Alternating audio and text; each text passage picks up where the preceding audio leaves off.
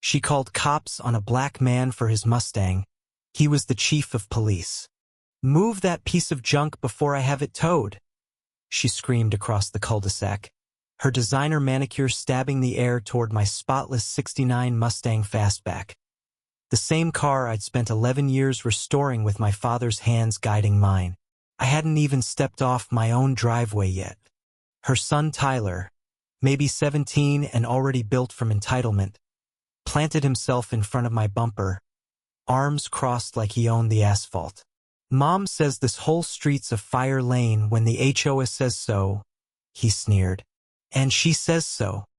That's when I understood exactly what kind of neighborhood Maplewood Estates had become. She was on the phone before I could say a word, voice sugar sweet for the 911 dispatcher. "Yes, there's a suspicious black man in our neighborhood who's been circling in an old muscle car. I'm very concerned for our safety." I stood there in my driveway, keys in hand, listening to her describe me. A man who had lived here for 6 years, as a threat. "My name is Marcus Webb. I'm 43 years old, and I have lived at 14 Maplewood Court since the spring my daughter Zoe turned 2. I bought this house the same week I was promoted to deputy chief of the Hargrove City Police Department. I paid cash for the down payment. I have the paperwork to prove all of it. The house is a 1920s craftsman bungalow with original hardwood floors and a wraparound porch that my wife Dana refinished herself over 3 summers. We have a magnolia tree in the front yard that blooms so hard every April that the neighbors, the good ones, leave notes in our mailbox saying it made their whole week. Zoe is now 8 and plays piano and soccer and corrects adults when they mispronounce things. My mother-in-law calls her the little attorney. Dana runs a pediatric speech therapy practice out of our home on Tuesdays and Thursdays. We are exactly what you'd think when someone says good neighbors. The Mustang lives in the garage. She comes out on weekends, sometimes after church, sometimes when I just need to think. My father, Earl Webb, spent 12 years teaching me every bolt and bearing on that car. He passed the February before we moved in. The car is the last long conversation I had with him. Maplewood Estates had been a quiet HOA for years before Diane Colton ran for board president 18 months ago. I remember the campaign flyer slid under our door. A photo of her in front of her house, arms wide like she was embracing the whole neighborhood. The tagline read, "Protecting our community's standards." Diane lives at 22 Maplewood Court, directly across the cul-de-sac from us. Her house is enormous and immaculate, cream colonial with black shutters, a seasonal wreath that changes every 6 weeks, and solar-powered pathway lights she once had cited as a community improvement at a board meeting. She takes notes on everything. She won the HOA presidency by 11 votes. 2 of those votes, I later learned, came from people who didn't realize there was a real election happening. They thought it was a survey. Diane never corrected that misunderstanding. That was my first window into how she operates. The first time she knocked on my door was the spring after she took office. She was smiling, holding a laminated copy of the updated Maplewood Estates Community Standards, a 42-page document she had personally revised. "Just wanted to make sure everyone's on the same page," she said sweetly, eyes tracking past me to the garage where the Mustang sat.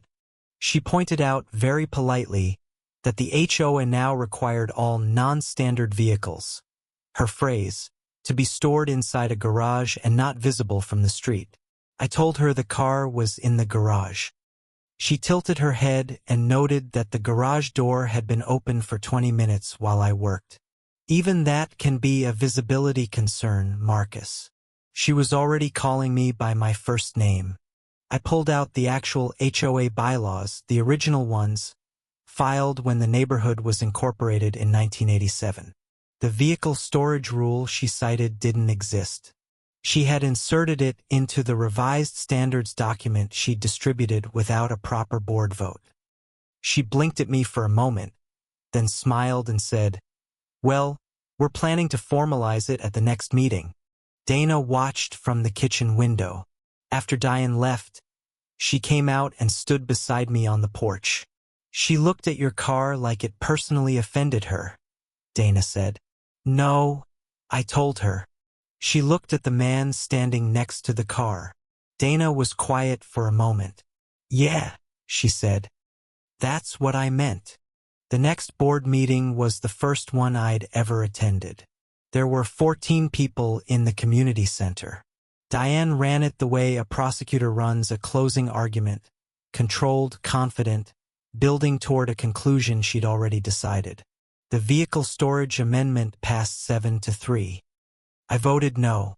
She noted my vote with a small smile. From that meeting forward, I was on her radar.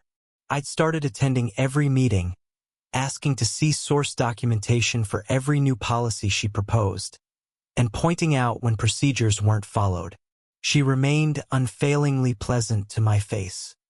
But I noticed that HOA violation notices started appearing on my door with greater frequency. First, it was the garage door thing. Then a notice about my porch light being excessively bright, even though it was the same fixture that had been there for 6 years. Then one about a crack in my driveway that supposedly violated the aesthetic standards. Each notice was delivered with a paper trail and a 48-hour compliance deadline. Always 48 hours. My neighbor Phil Nakamura, who'd lived on Maplewood for 19 years, pulled me aside one evening. She never did this before you started pushing back at meetings, he said. I've had the same loose fence panel for 3 years. Not a word. He lowered his voice. You're not the first person of color she's targeted. The Washingtons left 18 months ago, right after she took office. I filed it all. Every notice, every meeting minute, every letter. I've been a cop for 20 years. I know how paper trails work. I know that documentation is the difference between a complaint and a case. I started building a file the day she knocked on my door with that laminated pamphlet. I just didn't know yet how thick it would need to get. Dana urged patience. Don't give her a reaction she can use, she said. She was right.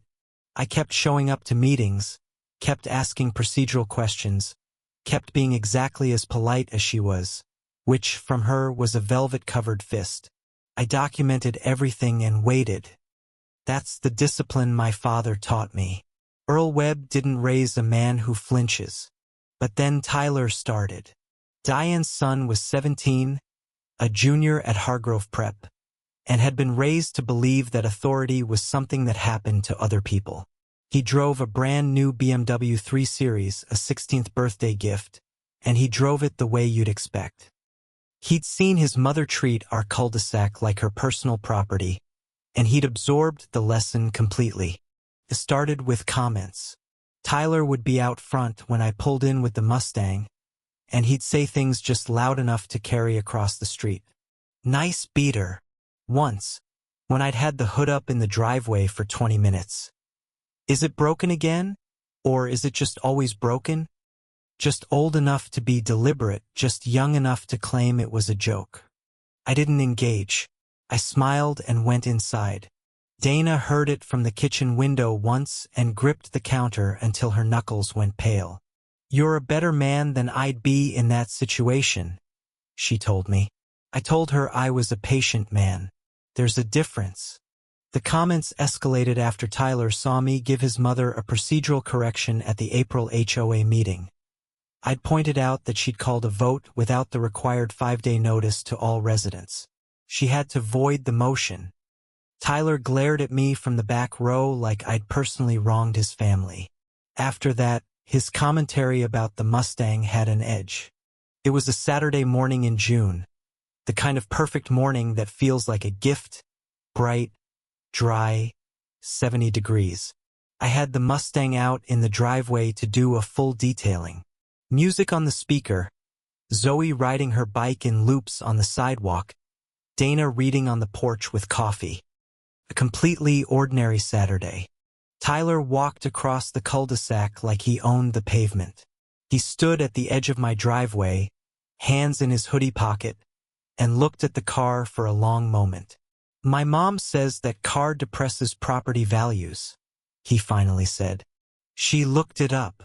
The confidence in his voice was total.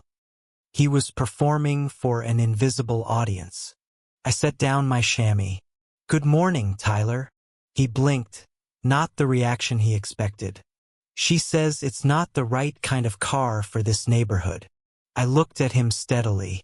What kind of car is the right kind for this neighborhood? He opened his mouth and then closed it.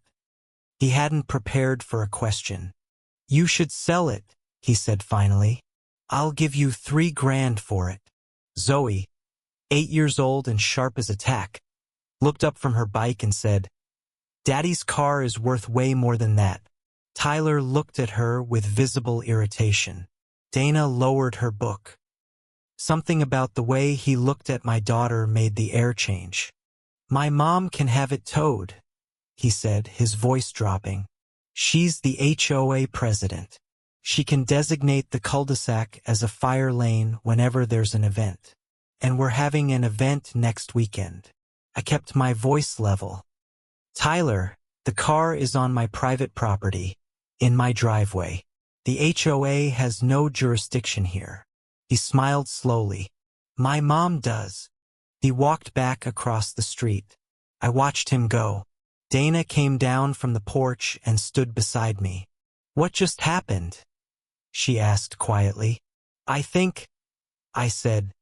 Diane Colton just sent her son to threaten us. Dana was quiet for a moment. Then, Marcus, I need you to be very careful. I nodded. I already was. The following Tuesday, I received a notice from the HOA, a formal letter on official stationery, signed by Diane as president, designating the Maplewood Court cul-de-sac as a temporary fire safety corridor on Saturday, June 22nd from 8 a.m. to 8 p.m. due to a planned community wellness event. Any vehicles parked in the area would be subject to towing at owner's expense. The Mustang was specifically mentioned by description. A vintage dark green muscle car.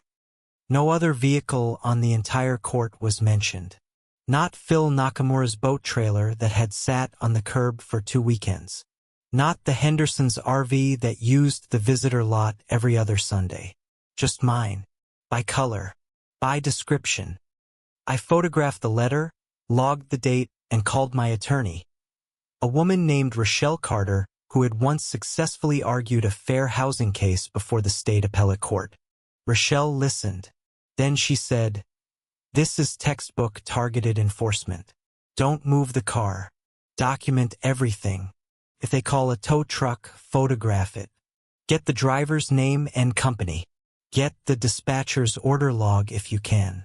And Marcus. Yeah. Don't get loud. You know how this works. I knew exactly how this worked. I'd seen it from the other side of the badge for 20 years. June 22nd arrived. Dana took Zoe to her soccer game early, leaving me alone at the house. I set up my phone on the porch rail, propped at an angle that captured the full cul-de-sac. I also had my body cam, the small civilian model I sometimes use off-duty, clipped to my shirt collar. I was dressed in khakis and a polo. I looked like a man having a quiet Saturday at home, because that's exactly what I was.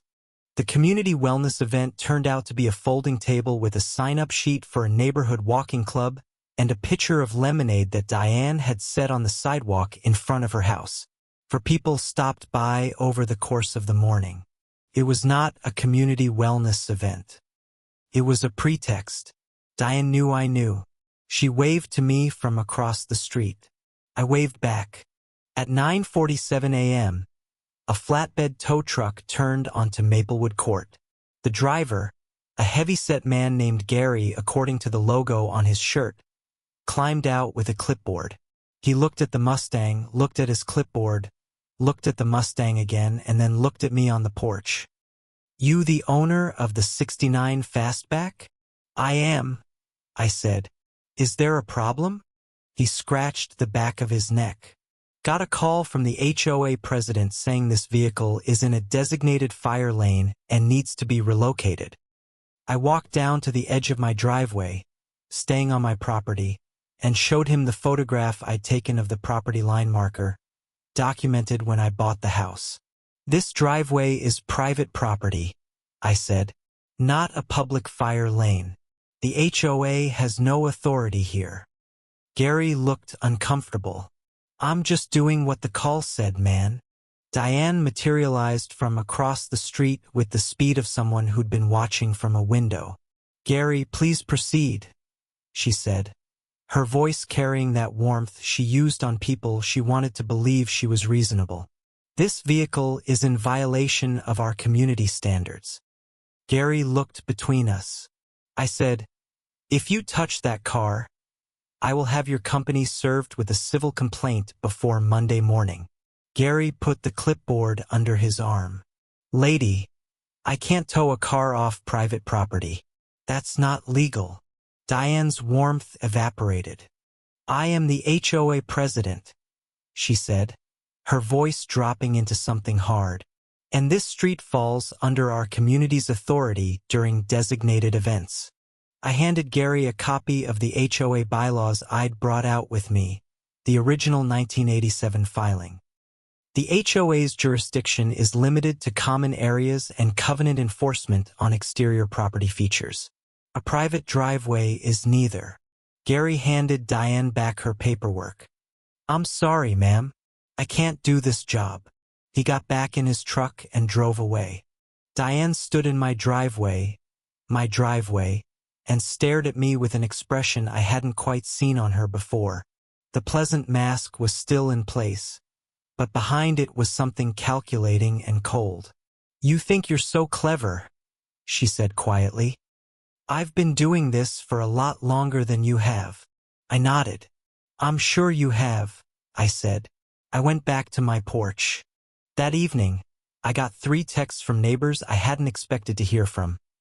Phil Nakamura, Angela Ferris from number 18, and a woman named Carol Deutsch from the back corner who I'd only spoken to twice.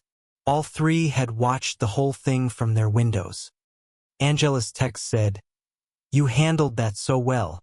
She's been pulling this on people for years. We've been scared to say anything." I forwarded the texts to Rochelle. Her reply came back fast. "Keep them. You're building a pattern. But be warned, when people like Diane realize they can't win the small game, they escalate. Watch for what she does next." I read that message sitting on the porch in the dark, listening to the magnolia tree move in the summer wind. I didn't have to wait long.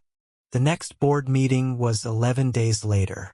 Diane had added something new to the agenda: a proposal to establish a vehicle standards review committee with authority to evaluate any non-standard or modified vehicle kept on Maplewood Court properties. The committee would have 3 members, all appointed by the president. The committee's decisions would be binding and not subject to resident appeal. I read it twice to make sure I was reading it right. I came to the meeting with Rochelle. Diane's expression when she saw my attorney walk in beside me was extraordinary. A flicker of surprise she couldn't quite hide, replaced immediately by a smile so wide it reached all the way to nowhere. "So nice to have guests," she said, like Rochelle was a potluck contribution. Rochelle smiled back with the calm of someone who has won 74 cases in 22 years. The vote on the Vehicle Standards Committee failed 6-5. 3 board members who had previously supported Diane's agenda voted against it. One of them, a retired schoolteacher named Bob Griggs, told me afterward that seeing her call a tow truck on a man's private property had been a bridge too far for him. "I didn't sign up to be part of that," he said. He shook my hand. But Diane didn't concede. She tabled the motion and announced a community survey on vehicle standards that would be distributed the following week. She also announced that she had retained the HOA's legal counsel, a firm called Whitmore and Associates, to review the community's bylaws for modernization opportunities. She was building a legal weapon. I called Rochelle on the drive home. "She's going to try to amend the bylaws directly," Rochelle said. "That requires a 2/3 vote of all residents, not just the board. It's much harder to rig. I told Rochelle about the survey. Surveys are useless legally, she said, but they're useful for building a narrative. She'll show high resident support for her vehicle policies and use that to pressure the board. I asked what we could do. Counter-survey. Tonight. Get there first. Dana designed the counter-survey, a clean, professional online form that asked residents about their overall satisfaction with HOA governance, whether they felt enforcement was applied fairly, whether they'd ever felt targeted by policies. She sent it to every resident whose email we had, 41 households. 37 responded within 48 hours. The results were stark. 81% of respondents said they felt HOA enforcement was not applied consistently. 73% said they had witnessed what appeared to be targeted enforcement against specific residents. 68% said they were not satisfied with the current board president's leadership style. I printed the results, certified the methodology with a statistics professor at Hargrove State Dana knew, and brought 3 copies to the next board meeting. Diane had her own survey results, printed on the same official HOA stationery she used for violation letters. 92% support for stronger vehicle standards. 314 respondents. Problem: there were only 112 households in Maplewood Estates. I looked at the number, then I looked at Diane. She was already moving to present her results to the board. I raised my hand. Point of order, I said. Diane's eyes cut to me. How many households are in Maplewood Estates? She blinked. 112, she said. And how many survey responses did you receive? A pause just long enough to be visible. The survey was distributed through multiple channels, she said. Email and physical copy. Bob Griggs leaned forward. Diane, how do you get 314 responses from 112 households? The room went quiet in a particular way. She recovered quickly. I'll give her that. We allowed multiple responses to ensure all voices in the household were heard, she said. Children over 14. Extended family members who spend significant time in the community. It was plausible enough to survive a quick challenge. But she knew, and I knew, and Bob Griggs knew that the math had been noticed. I didn't press further. I let it sit in the room like smoke. I distributed Dana's survey results instead. Diane objected to the methodology. I had the certified statistical analysis. She objected to the sample size. I pointed out her own sample size had just been questioned. The meeting ended without a vote. Diane packed her folders with a precision that looked like controlled fury. In the parking lot, she passed me without a word. Tyler was waiting in the BMW. He stared at me through the windshield. The next morning, the Mustang had a long, deep scratch down the driver's side. A key scratch, deliberate, unhurried, the kind that takes commitment. It ran from the front fender all the way to the rear quarter panel. Dana found it when she went to get the paper. She came inside and sat down at the kitchen table and didn't say anything for a long moment. Then she said, Marcus, I need you to call Rochelle right now. I photographed the scratch before I touched anything else. I got the timestamp on the photos. I reviewed my driveway camera footage. I'd installed cameras 6 weeks earlier, covering all angles of the property. The footage showed Tyler Colton at 2:14 a.m., keys in hand, walking calmly along the side of the car. He didn't run. He walked back across the street, hands in his pockets. He knew there were no cameras on this side. He was wrong. I called Detective Lena Torres, a 20-year veteran of the Hargrove PD Property Crimes Unit, and a woman who had worked under me when I was still a lieutenant.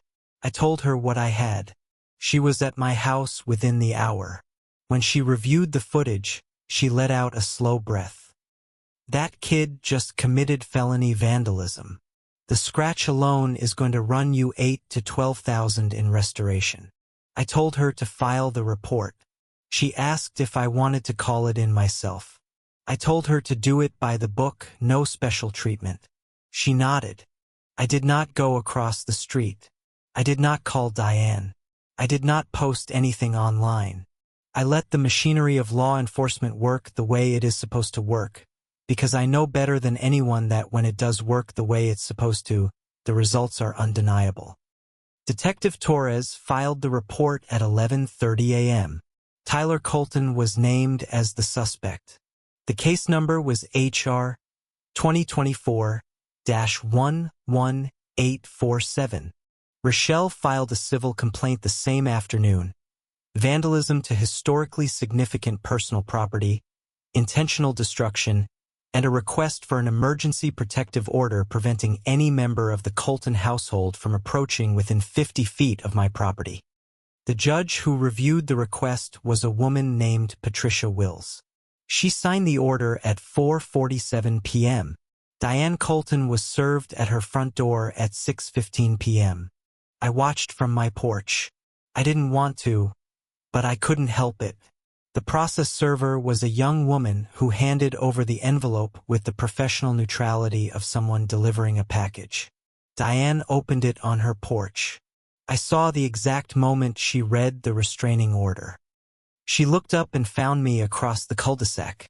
I wasn't smiling. I wasn't anything. She went inside and closed the door. 2 hours later, Phil Nakamura knocked on my door. She just made 12 phone calls, he said. I could hear her through my window. She's talking to someone named Greg at Whitmore and Associates. She said. He hesitated. She said she was going to make sure you understand what happens when you go after the wrong family. I thanked Phil. Then I went inside and called my captain. For 6 days, nothing happened. The restraining order held. Tyler wasn't arrested. Detective Torres told me the DA's office wanted to build the case more carefully, given who was involved, meaning they knew this could become a larger matter. Diane's attorney sent a letter to Rochelle disputing the restraining order on procedural grounds. Rochelle sent back 4 pages of case law. The order stood. Those 6 days were almost peaceful.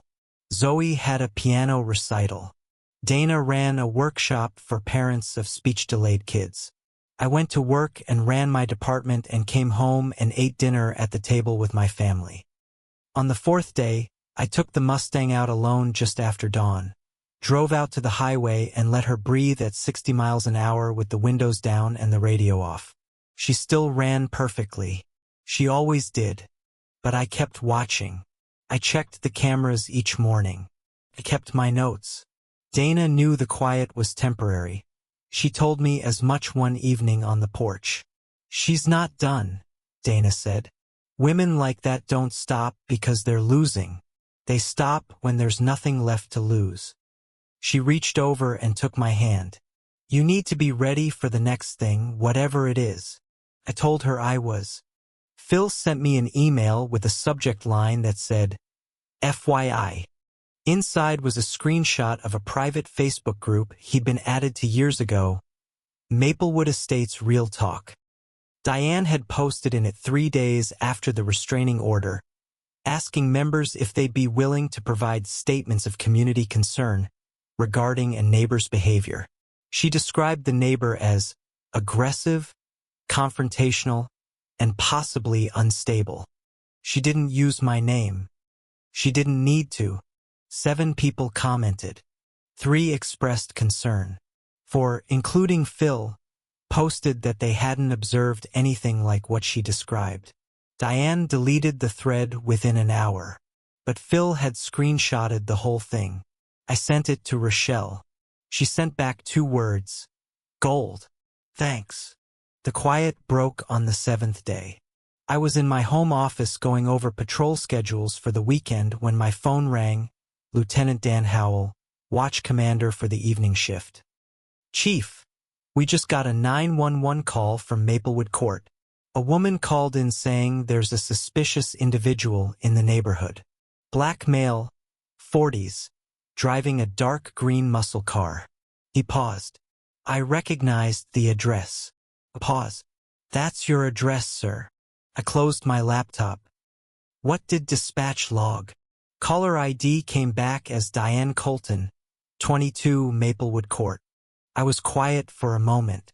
Send a patrol unit, I said. Buy the book. And Dan? Have the responding officer document everything. I went out to the porch and waited. For minutes later, a patrol car turned onto Maplewood Court. The officer who stepped out was someone I'd promoted 2 years ago. Officer James Reyes, a careful and professional young cop who recognized me instantly and had enough composure to keep his face neutral. He walked up my driveway. Sir, Officer Reyes, I said, you received a call. Yes, sir. I need to ask you some questions. I told him to go ahead and I answered everything with total cooperativeness. Diane watched from her window. She had no idea who she'd called 911 on. Officer Reyes completed his report with a note that the individual in question was known to him as Marcus Webb, Chief of Police for the Hargrove City PD, a resident of 14 years. He got the number wrong, but 6 years rounded to a long time, and that no suspicious activity was observed. The call was logged as unfounded. Rochelle had a copy of that report by 9 a.m. the next morning. Diane did not know I was the police chief.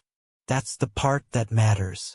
We had never discussed my occupation beyond law enforcement, which I'd mentioned once at a board meeting in a procedural context.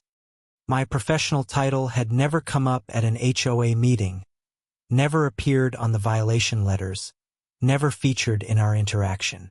She had decided she could use the police as a harassment tool without knowing she was pointing a weapon at the man who ran it. But I had to be careful. The worst thing I could do was use my position to retaliate. That's not justice, that's just power dressed up differently. Every step I took had to be the same step any civilian would take. Rochelle agreed. You have to win this the right way, she said. Because when it comes out who you are, and it will come out, the way you handled it will matter just as much as the outcome.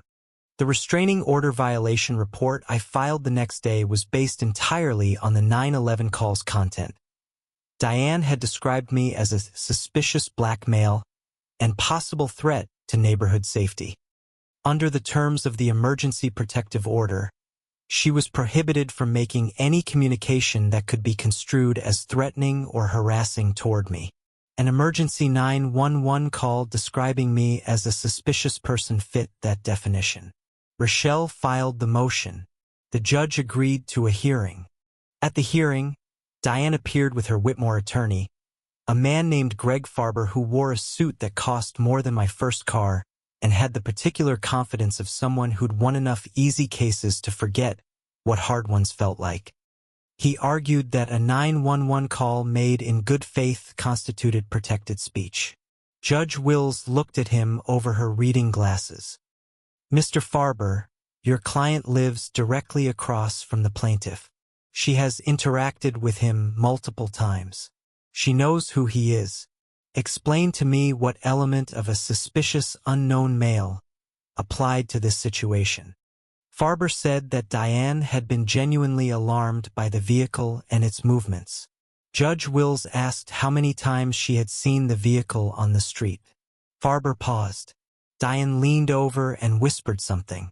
Farber said she had seen it on numerous occasions.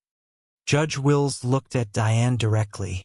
And you were unable to identify the vehicle's owner despite having seen it numerous occasions? Diane said, I was concerned for community safety, Your Honor. Judge Wills made a note. So noted, she said, in a tone that suggested it was noted unfavorably. The order was extended and strengthened. Diane was now prohibited from making any 911 call or filing any police report related to Marcus Webb, his household, or his vehicles without prior consultation with her attorney. Violation of this order would constitute contempt. Farber looked shaken when he left the courthouse. I saw him talking on the phone on the steps with an expression that said the client was not following his advice. The next morning, my HOA door now had a notice citing me for a new violation, Improper use of residential property for commercial purposes. The notice referenced Dana's speech therapy practice. The notice was signed by Diane as HOA president and cited Section 14.3 of the Community Standards. I looked up Section 14.3. Diane had added it 4 days ago. Dana read the notice over my shoulder. She was quiet for a long time. Then she said, "She's going after my practice." She said it carefully, the way she says things when she's hurt and doesn't want it to show. I put my arm around her. "She thinks she's going after your practice," I said. "She's actually handing us her endgame." Dana looked at me. "How?" I showed her the timestamp on Section 14.3. She added it after I filed the restraining order violation. That's retaliation. And now it's in writing. Rochelle had the same reaction except professional. "This is extraordinary," she said. "She's so angry she's not thinking straight. She just created a documented paper trail of retaliatory action against a protected party. This is no longer just a civil matter, Marcus. This is starting to look like an abuse of authority case under state HOA governance statutes." I asked what that meant.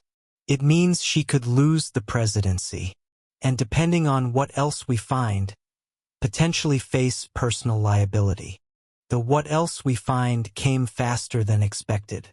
Angela Ferris from number 18 called me that week with a story she'd been sitting on for a year. Diane had sent her a violation notice about her front garden, a wildflower patch that Angela, a botanist, had planted and maintained as a pollinator habitat. The notice said the garden was aesthetically non-conforming. Angela had challenged it. Diane had then called Angela's employer, a university research department, and left a message implying that Angela had a dispute with the community that reflected on her professional character. Angela had a voicemail, a recorded message from Diane Colton's personal cell phone, calling a third-party employer. I listened to it in Angela's kitchen. It was exactly what Angela described: cool, measured, poisonous. "I wanted to reach out about one of your department members, Angela Ferris, who has been causing some significant community conflict here at Maplewood Estates. I thought you should be aware." I looked at Angela. "Has anything ever happened with your job as a result?"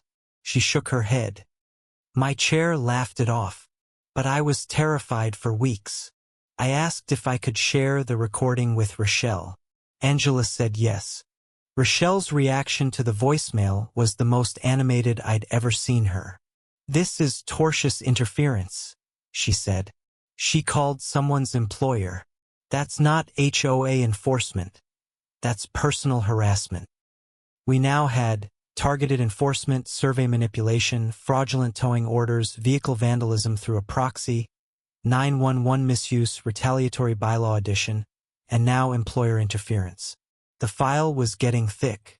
I had begun to see the shape of something much larger than a parking dispute. I talked to Bob Griggs. He had stories too. A fence dispute where Diane had accused him of intentionally blocking sunlight to her property, which made no physical sense given their lot positions. A dispute over holiday lighting that she'd escalated by circulating a petition that he suspected she'd partially fabricated. He had documented some of it. Not all, but enough. Phil Nakamura had his own folder. When I visited him and he pulled it out from a cabinet, an actual physical folder worn at the edges, I almost laughed at the thought of this retired engineer maintaining his own parallel documentation file. "I've been keeping this for 14 months, he said. "I didn't know what I was going to do with it. I didn't think anyone would believe me." He slid it across the kitchen table. "I believe you now. Over 3 weeks, I collected documentation from 9 households. The pattern was unmistakable. Diane Colton systematically used the HOA as a vehicle for personal grievance, social control, and what amounted to a sustained campaign of targeted harassment against residents she considered threats to her authority. The targets shared a common thread. They had questioned her, challenged her, or represented something she found undesirable in her neighborhood. Of the 9 households, 4 were households of color, including mine. 2 were same-sex couples. 1 was a single mother who worked night shifts and had once missed a dues payment. The correlation wasn't absolute, but the pattern was legible.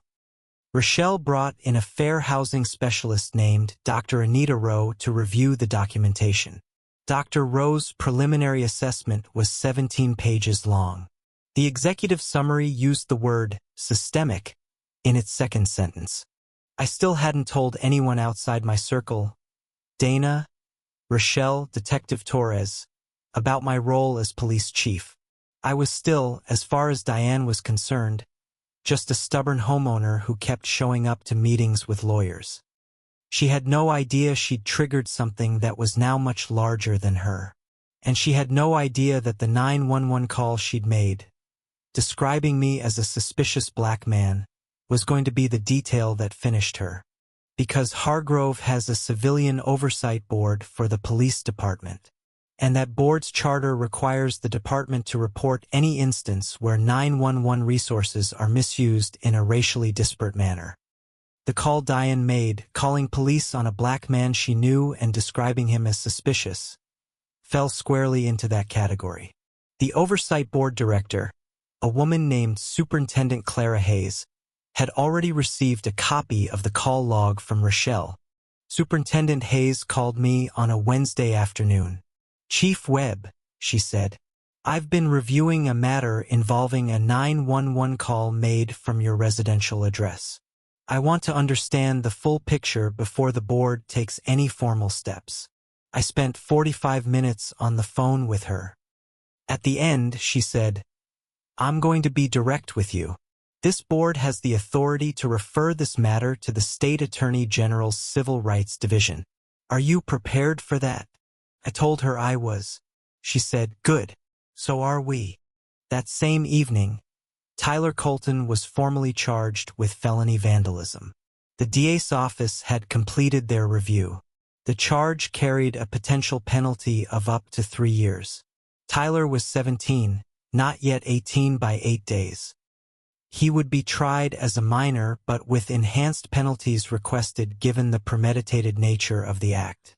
Diane's attorney went silent for 4 days after that.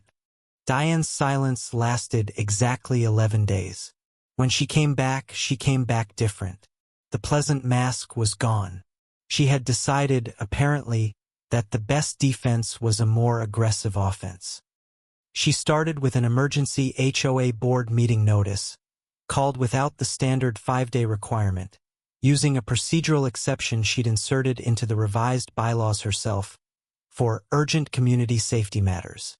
The agenda listed one item, emergency homeowner review, 14 Maplewood Court.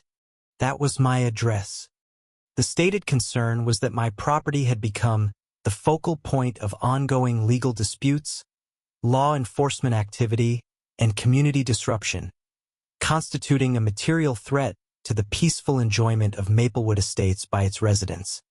She was trying to use the HOA to sanction me for defending myself. I arrived at the meeting with Rochelle and, this time, also with Dr. Anita Rowe, whose name and title Diane clearly didn't recognize. The boardroom, the small community center off the main parking lot, had more people than I'd ever seen at an HOA meeting. 22 residents, including every person who'd given me documentation, plus several I'd never spoken to.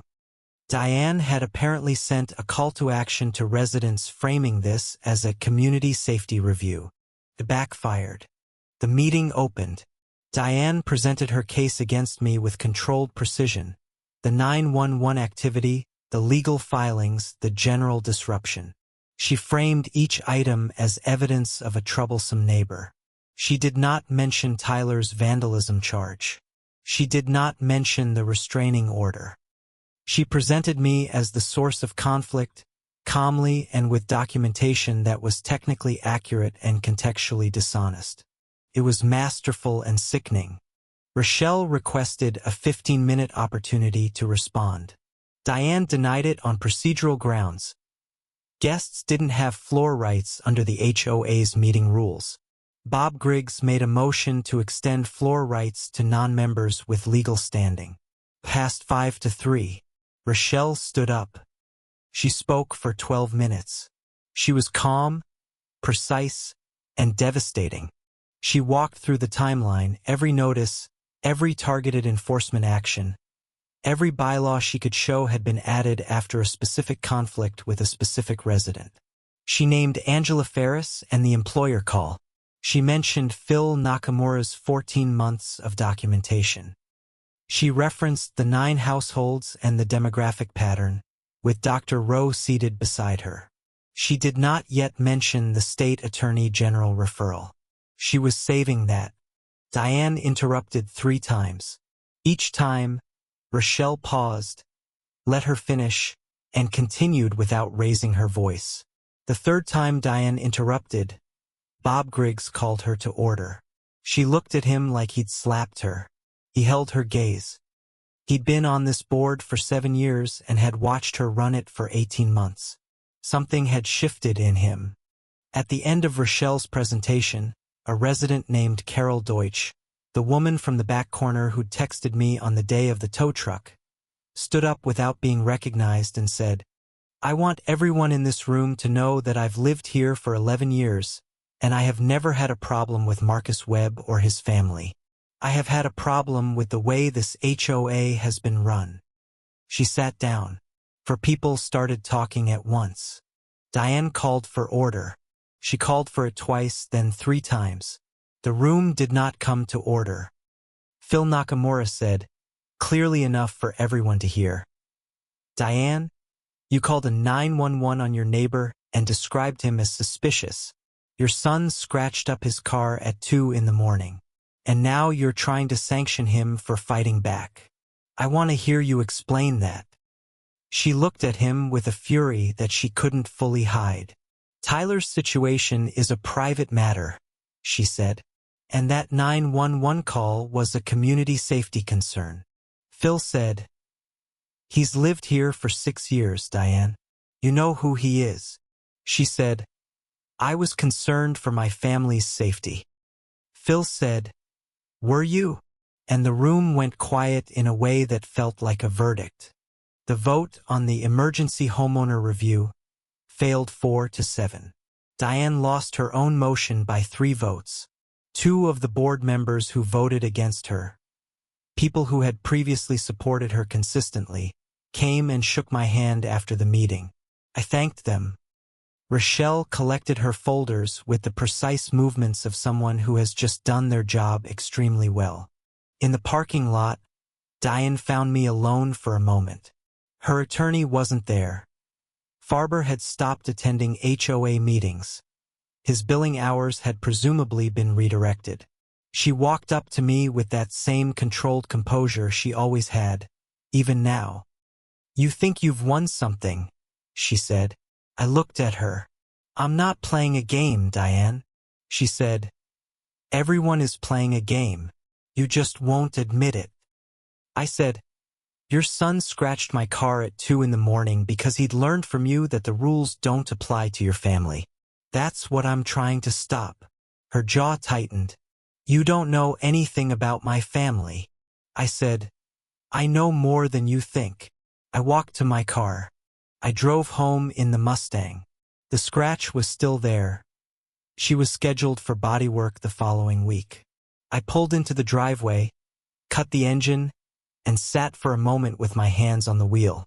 Dana came out to the porch when she heard the car. She waited. I got out. "How did it go?" she asked. "We're making progress," I said. She handed me a cup of coffee and we stood on the porch in the evening and didn't talk for a while. The magnolia tree was still and dark against the purple sky. I looked at it and thought of my father. 3 days after the failed board vote, Diane Colton did something I hadn't anticipated. She filed a complaint with the city's code enforcement office, not through the HOA, not through her attorney. Directly with the city, citing my home for a list of 23 alleged violations. Everything from the pitch of my rain gutters to the unapproved color contrast of my front door trim. 23 items. She'd been building that list for weeks. Code enforcement sent out an inspector named Roy Batts, a meticulous and slightly harried city employee, who arrived on a Tuesday morning with a clipboard and a professional wariness that told me he'd been on the receiving end of complaint lists before. He walked my property for 40 minutes. I followed at a respectful distance and answered every question. When he finished, he looked at his clipboard and then at me. "Sir, I count 2 items that could technically be flagged," he said. "The rain gutter clearance is about an inch under spec, and your fence post on the east side leans at a borderline angle." He paused. "The other 21 are either not violations or are within standard residential variance." I thanked him. He asked, professionally and not unkindly, "Is there something going on in the neighborhood we should be aware of?" I said, "Potentially, yes. I'll be in touch with the right office." Rochelle added the code enforcement complaint to the file. 23 items. 2 valid, she said. "That's a weaponized complaint. It demonstrates pattern and intent." She was already drafting a comprehensive narrative document, a chronological account of every action Diane had taken, cross-referenced with dates, correspondence, and witness statements. It was 47 pages and growing. She referred to it as the dossier. I had started calling it the same. The second thing Diane did was harder to document but easier to feel. She began a social campaign. Specifically, she began telling a version of events that positioned her as a victim. I started hearing fragments of it through the neighborhood, that I had been aggressively legal, that I had weaponized the court system, that I had made the neighborhood uncomfortable with all my lawyers and investigators. She was very good at this. She spoke to people one-on-one, not in groups, so there was no single conversation I could address or refute. Just a fog. Angela Ferris warned me. She told Janet Myers that you had hired people to dig up dirt on her. Her exact words, according to Janet, were, "Private investigators going through our trash." I had not hired private investigators. I had spoken to my neighbors, who had volunteered their own documentation to me freely. The difference is significant. I asked Angela to tell Janet the truth directly and give Janet my number if she wanted to talk.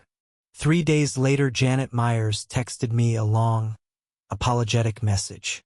She'd believed Diane because Diane had been friendly to her for years. That's the thing about Diane Colton's power in this neighborhood. It wasn't just administrative. It was relational. She had spent 18 months as HOA president doing small favors, writing a glowing reference letter for someone's college application, personally handling a dispute with a contractor on behalf of an elderly resident, sending a fruit basket when someone had surgery. She'd built social currency deliberately and strategically that she could now spend on narrative control. She was smarter than I'd fully appreciated. But she had also, I was learning, done terrible things to the people she couldn't charm. The 2-vote difference that had won her the presidency was now looking more suspicious to me. I asked Rochelle to request the original election ballots from the HOA archives. There was a problem.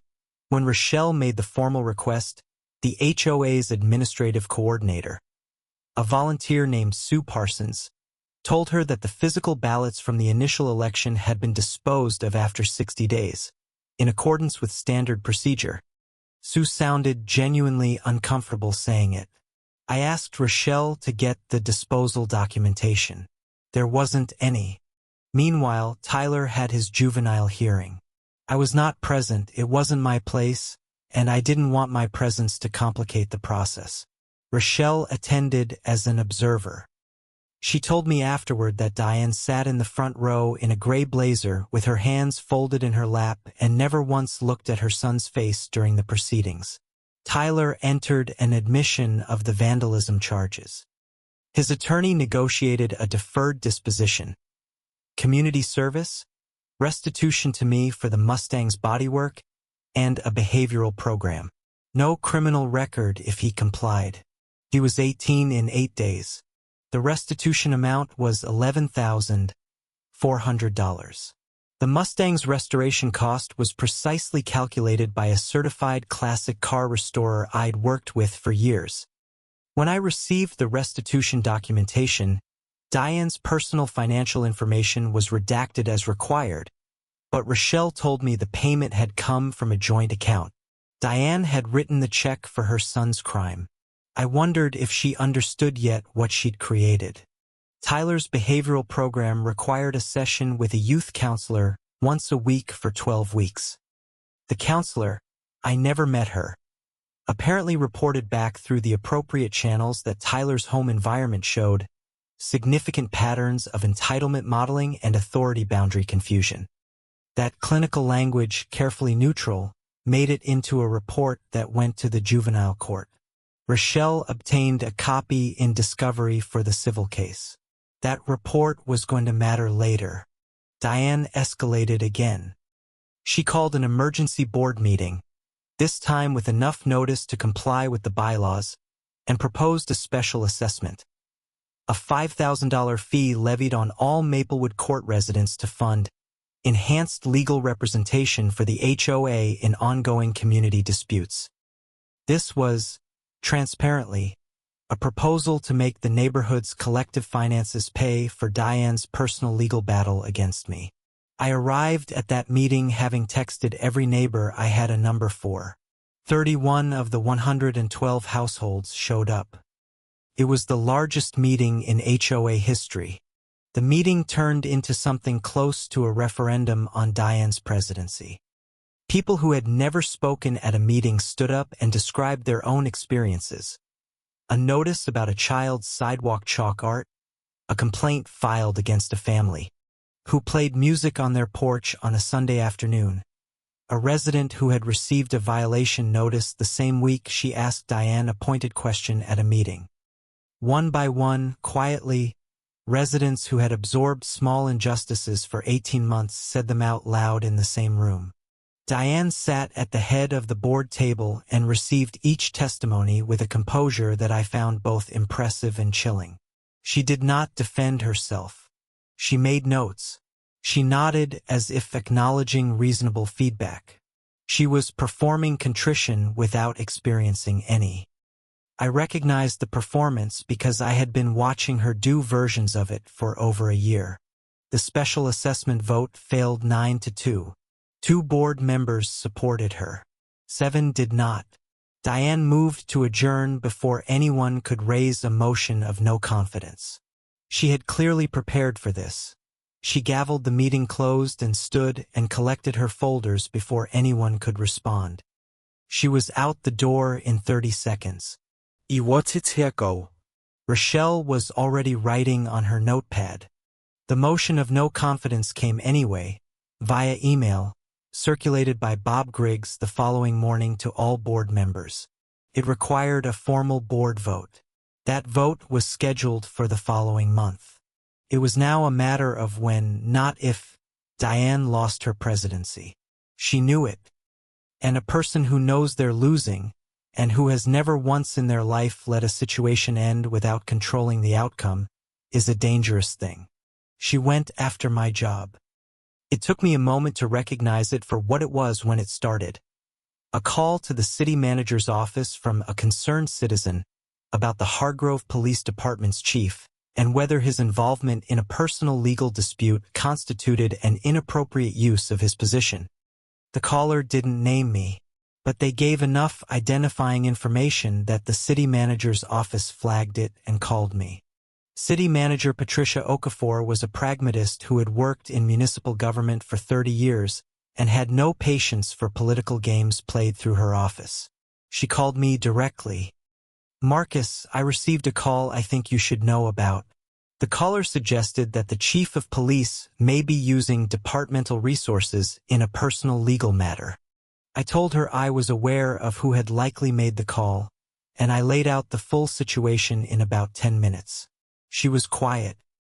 Then, "Do you have documentation of all of this?"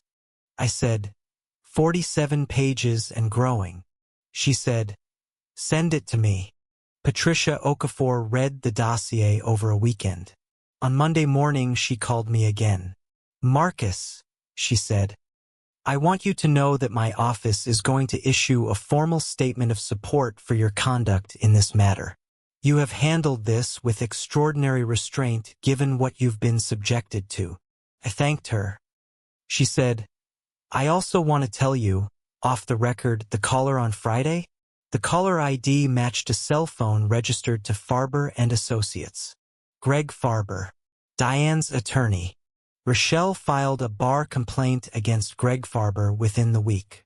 An attorney using a client's dispute to place anonymous calls to a government official's supervisor crosses several lines. Farber's firm sent a letter within days claiming the call had been made by a paralegal acting independently and not under direction of firm counsel. It was a lie credible enough to slow things down, but it was in the record now. And then Diane did the thing I had not fully prepared for. She began targeting Dana specifically, not through the HOA, not through legal channels, personally. She started attending Dana's professional association's local chapter meetings, events Dana had been attending for years, and introducing herself as a concerned community member with questions about professional conduct standards for home-based therapy practices. She never said Dana's name. She didn't have to. She was planting. Dana found out through a colleague who'd been at one of those meetings and recognized Diane's description of the neighborhood. She called me from her car, voice steady but tight. "She's trying to get me delisted," she said. "If the association decides I've violated conduct standards, even without cause, just from complaints, my referral network dries up." I told her it wasn't going to get that far. She said, "Marcus, my clients are children. Some of them are very vulnerable.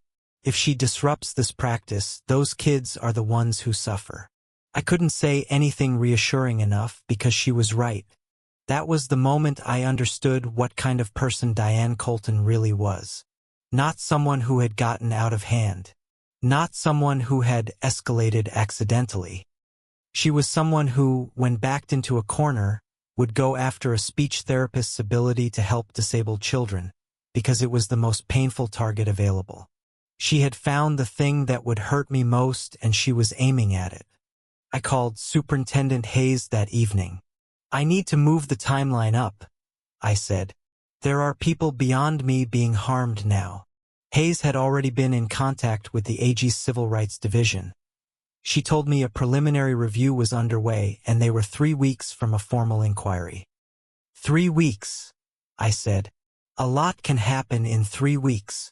She heard what I wasn't saying. "I'll make some calls," she said.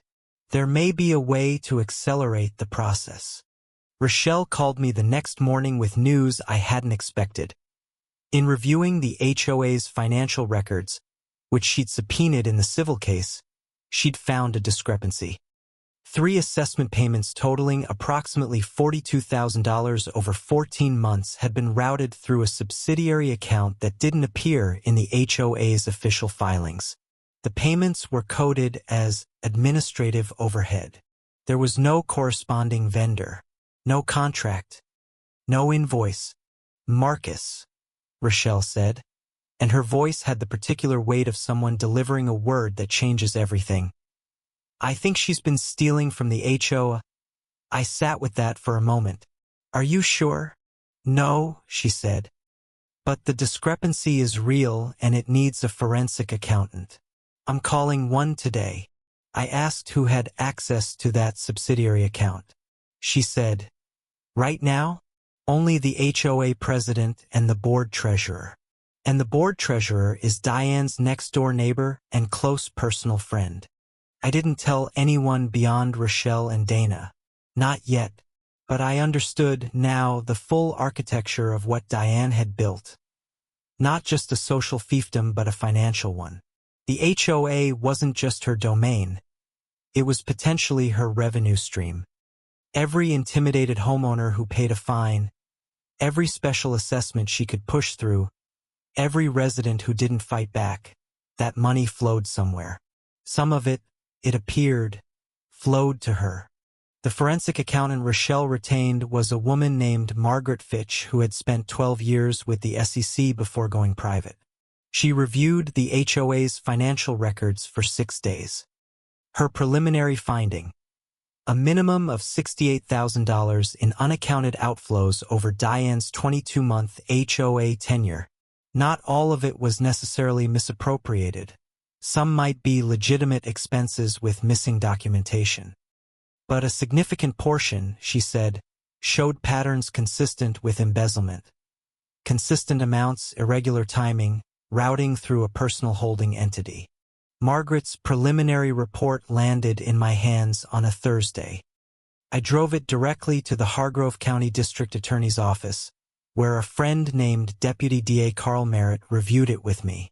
"Marcus," he said slowly, "if this holds up under full forensic review, we're talking felony theft by fiduciary. We're talking fraud. We're talking financial crimes charges that dwarf the vandalism case against the kid." He looked at me. "You've been sitting on this?" I told him I'd had it for 48 hours. He said, "Okay, here's what happens next." What happened next was a period of 15 days during which everything converged. The AG civil rights inquiry accelerated. The DA's office opened a formal financial crimes investigation. The HOA board's motion of no confidence gained 2 additional co-sponsors, bringing it to 6 of 9 board members. Tyler's restitution payment arrived, a cashier's check, which I deposited and watched sit in my account like a small and unsatisfying conclusion to that particular chapter. I went to work every day and ran my department. I attended the weekly command staff briefing and reviewed patrol statistics and signed off on a hiring panel and gave a talk at Hargrove Middle School about community policing. I did the job. I had always been able to do the job regardless of what was happening personally. That was a discipline I'd learned early and earned slowly. But I was aware, in the back of everything, of the machinery grinding toward a finish I'd spent more than a year building. Dana told me one evening that she'd started sleeping lighter. "I keep thinking I hear someone in the driveway," she said. "I checked the cameras first thing every morning and last thing every night for 2 weeks. Nothing." But her instinct wasn't irrational. We had a man's vandalism on tape, a restraining order in place, and a woman across the street who had demonstrated that she operated without meaningful limits when she felt threatened. Vigilance was not paranoia. It was sense. Zoe came home from school and announced that a girl in her class had said that, "Your dad is trying to ruin our neighborhood." Zoe had responded. I learned this secondhand from her teacher, who called to tell me she'd been delightfully composed. That her dad was trying to make the neighborhood fair, which is different. The teacher said she'd had to excuse herself for a moment because she was laughing. I loved that child more in that moment than I can say. Phil Nakamura came by one afternoon with a bottle of bourbon he'd been keeping for a special occasion, apparently for several years. He said he wasn't sure what the occasion was yet, but he thought we were getting close. We sat on the porch and had a small pour, and Phil told me about the neighborhood before Diane. A place where people waved from lawns and borrowed rakes and didn't measure each other's gutters. "It was like that," he said. "It can be like that again." I told him I thought he was right. 3 days before the board's no-confidence vote, Diane did something that no one anticipated. She called a meeting of the full HOA membership, not the board, but all 112 households, and announced that she had filed a lawsuit against Marcus Webb, Dana Webb, Rochelle Carter, Angela Ferris, Phil Nakamura, and Bob Griggs for defamation, tortious interference with the duties of a community association president, and conspiracy to undermine lawful HOA governance. She named 6 defendants, 6 of her neighbors. Rochelle called me the moment the lawsuit landed in her email. Her voice was calm. "She just made a catastrophic mistake," she said. "This isn't a defensive move. This is aggression. and it's the kind of aggression that tells a court exactly who she is. I asked what it meant practically. It means every communication she's made to Angela's employer, to the professional association, to the city manager's office, is now discoverable. She just opened herself up to full discovery on everything. I was quiet for a second. She didn't know that? Rochelle said. She thought this would scare people into backing down. She doesn't know that she's been building my case for months. Angela called me frightened. She had never been sued before. I told her what Rochelle had said, and I told her the truth. This lawsuit was Diane's last card, and she had played it poorly. She's scared, I said. People who are winning don't file lawsuits against their neighbors. People who are losing do. Angela was quiet.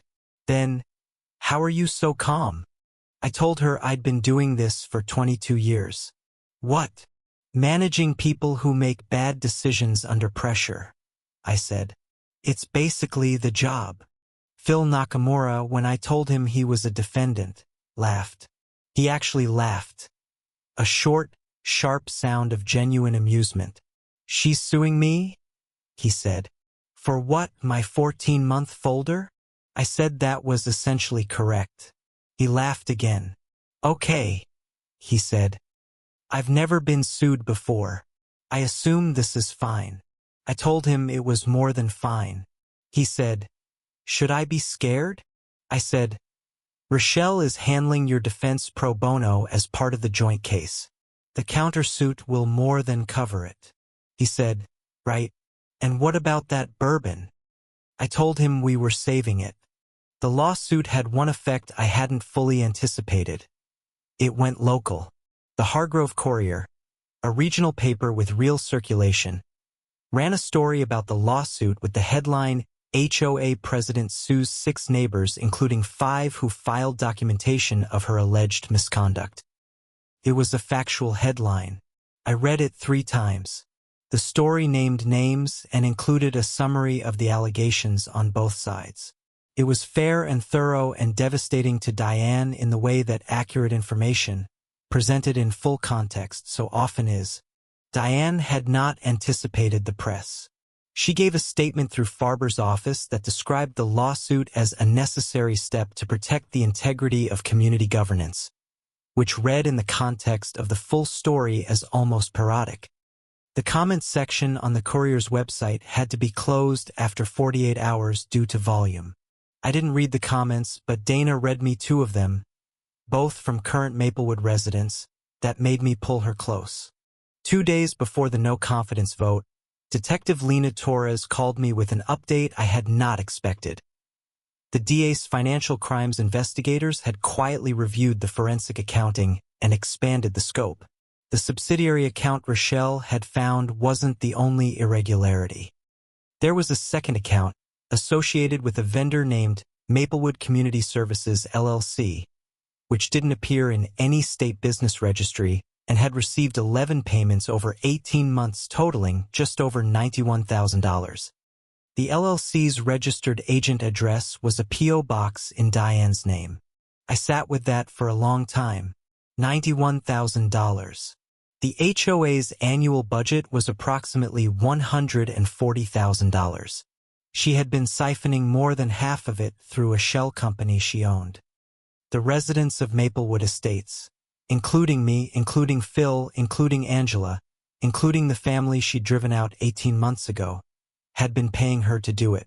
Every quarterly assessment check, every special fee, every fine, some of it had gone to her.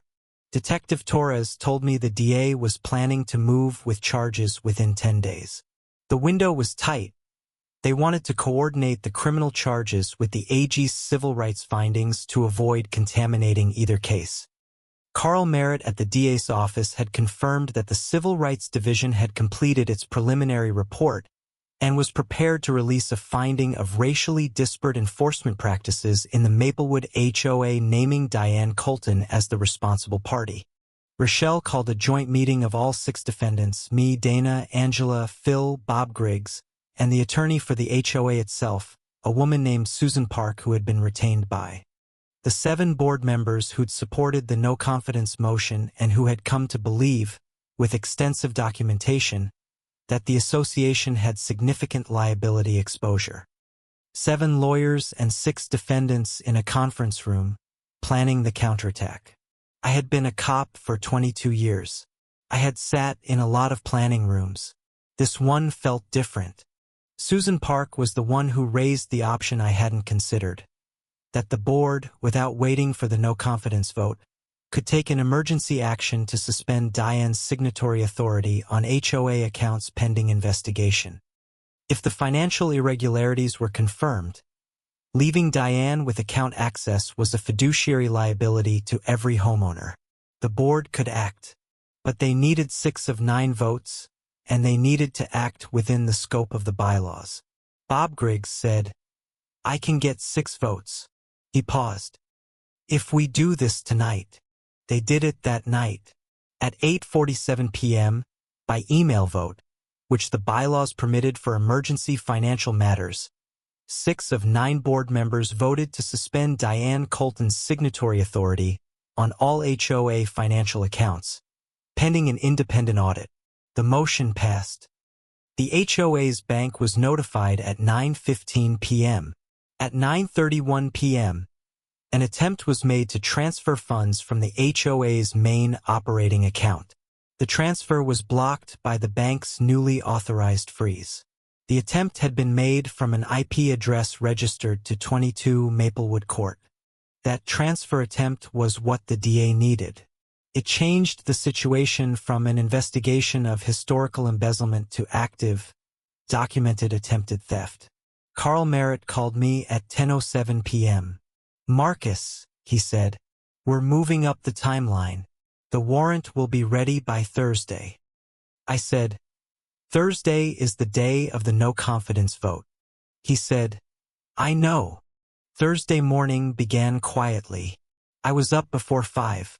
I sat with coffee on the porch while the neighborhood slept, watching the light go from gray to gold the way it does in June, slow and generous. The magnolia was full and white and still. I sat with the coffee and thought about my father, who had told me once that patience was not a passive thing, it was a kind of courage. Earl Webb's patience, my mother had called it. He could outweight a stone wall. I had tried to be that. I had tried to be exactly that. Dana made Zoe's breakfast and walked her to the bus stop and came back to find me still on the porch. She sat beside me without asking any questions. She had always known when to sit with me and when to ask things. It was one of the 10,000 reasons I loved her. We sat together until 7:30, when I went inside to change into my uniform. I wore my dress uniform, full regalia, the insignia, the medals, the polished badge. Dana watched me dress and didn't say anything until I was done. And then she said, "You look like your father." My father had been a police officer too, retired lieutenant from the Savannah PD, 31 years. He had worn his dress uniform to church every Mother's Day. I looked in the mirror and I saw him for a moment in the lines of my face. I said, "I hope so." I drove the Mustang to the station. A couple of officers saw me come in and straightened up in a way that still, after 4 years as chief, made me feel the weight of the position. I had a good morning meeting, community liaison updates, a preliminary report on a new patrol coverage pilot, and a thank you note from Hargrove Middle School that someone had left on my desk. I signed paperwork. I answered emails. I was the police chief. At 11 a.m., 2 detectives from the Financial Crimes Unit, not Detective Torres, whose connection to me through the vandalism case could complicate things, executed the arrest warrant at 22 Maplewood Court. I was not there. I was in my office, having a scheduled call with Superintendent Hayes about the civilian oversight report. I did not watch the arrest. I did not go to the cul-de-sac. I let it happen without me. I learned what happened from the detective who handled the arrest, a 10-year veteran named Patrick Chu, who called me at 11:47 a.m. to give a professional briefing. Diane Colton had been at home. She came to the door in workout clothes, clearly not expecting anyone. Detective Chu identified himself and his partner and presented the warrant. Diane read it carefully, the whole thing, which took several minutes, and then asked if she could call her attorney. She was told she could after. She was arrested, processed, and transported to county. Bail had been set by Judge Wills at $50,000. Her attorney was filing for release within the hour. At 1:15 p.m., the HOA board meeting, the one originally scheduled for the no-confidence vote, convened in the Maplewood Community Center. 28 residents attended. I was one of them, in civilian clothes, having left work at noon for a scheduled afternoon off. Bob Griggs ran the meeting. Diane's chair was empty. The motion of no confidence was presented and voted on. 8-1. One board member abstained. Diane Colton was removed as HOA president of Maplewood Estates. Bob Griggs read the vote result clearly and without ceremony. Someone near the back of the room clapped once, like they couldn't help it. Then a few more people joined in. Then it became real applause, not triumphant or theatrical, just genuine, like a room full of people exhaling something they'd been holding for a very long time. I sat in the middle of the room and felt it and kept my face still and thought, this is what accountability looks like when you build it properly. I stepped outside after the vote to take a call from Rochelle. She had received formal confirmation from the AG's Civil Rights Division. A finding of racially disparate HOA enforcement practices, naming Diane Colton and the HOA under her governance, had been completed and would be released publicly the following Monday. The civil rights finding would include a consent decree requiring the HOA to retain an independent oversight monitor for 3 years. Rochelle's voice had a warmth in it I hadn't heard before.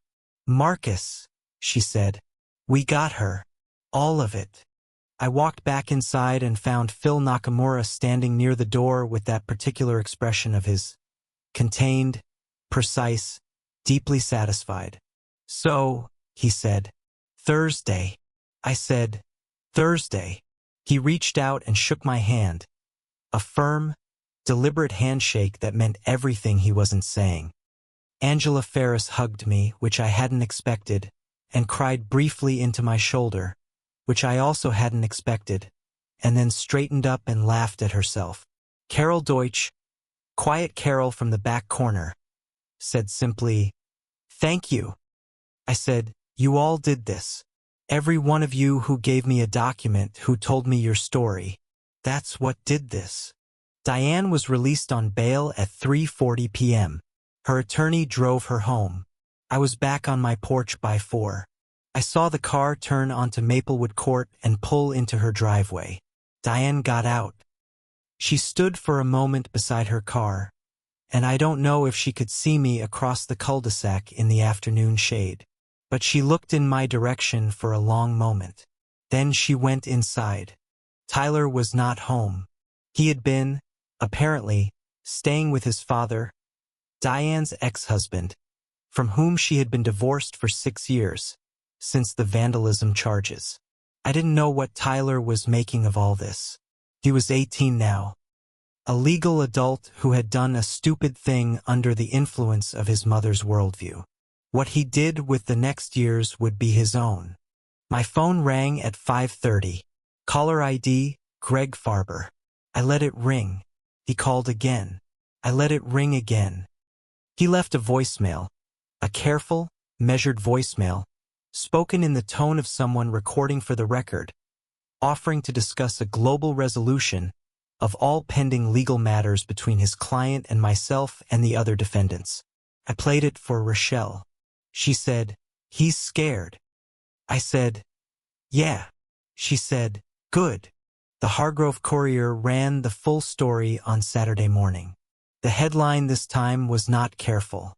It read, "HOA president arrested on embezzlement charges had called police on neighbor, who turned out to be the police chief." It was the first time my title had appeared in print in connection with any of this. I sat at the kitchen table with the paper, Dana still got the physical paper and read it twice. She poured me more coffee without being asked. Zoe was in the other room playing piano. It was the most normal Saturday morning in months. The story was thorough, accurate, and by noon it had been picked up by the state wire service. By evening it had been picked up nationally. The detail that caught the national imagination was, of course, the 911 call. A woman calling police on a black man she knew, describing him as suspicious, unaware that he was the city's chief of police. News organizations handled this fact with varying degrees of nuance. Some led with the irony. Some led with the deeper injustice. That the call revealed exactly the kind of thing that would have happened to any black man in that situation who wasn't the police chief. I gave one interview to the Hargrove Courier, conducted via email, that I'd written with Rochelle's review. I focused on the documentation, the process, the other residents who had been affected. I did not gloat. I did not call Diane Colton by name beyond the factual record. I talked about what a functional HOA looks like and what accountability in community governance means. The Courier ran it verbatim, and it was, I was told, one of the most read pieces the paper had published in 5 years. The national coverage generated something I hadn't anticipated and wasn't sure I wanted. Solidarity. Letters started arriving to the station, to my home address, which concerned me somewhat, to the city manager's office. Letters from black homeowners across the country who had faced versions of what I'd faced, without the professional position and legal resources to fight back. A man from Tucson wrote a handwritten letter, for pages, describing a decade of HOA harassment that had ultimately forced his family to sell. A woman in Atlanta described a 911 call made on her teenage son while he was mowing his own lawn. I read every letter. Dana read some of them and cried. I understood, reading those letters, the weight of what had happened here, not just to me, not just to my neighborhood, but to the pattern that Diane Colton represented and that I had, by accident of circumstance and deliberate choice of method, managed to expose and document in a way that held up. I hadn't been trying to be a symbol. I'd been trying to protect my car, my family, my neighbors. But symbols sometimes choose you. The professional association that Diane had been approaching about Dana received a formal letter from Rochelle documenting those contacts in full. The association's board president called Dana personally to apologize and to clarify that no action had ever been contemplated, and that the association fully supported her practice. Dana received the call in her office between clients. She told me about it that evening with the particular quiet of someone who has been afraid for a long time and has just set something down. The lawsuit Diane had filed against the 6 of us was withdrawn by Farber's office on Monday, the same day the AG's civil rights findings were released publicly. The withdrawal was simultaneous, which told you something about the consultation that had presumably happened between Farber and Diane over the weekend. Rochelle's countersuit, filed on behalf of all 6 defendants, naming Diane Colton personally, was filed the same afternoon. It was not withdrawn. Greg Farber's bar complaint hearing was scheduled for October. I was not following it closely. I had enough to follow.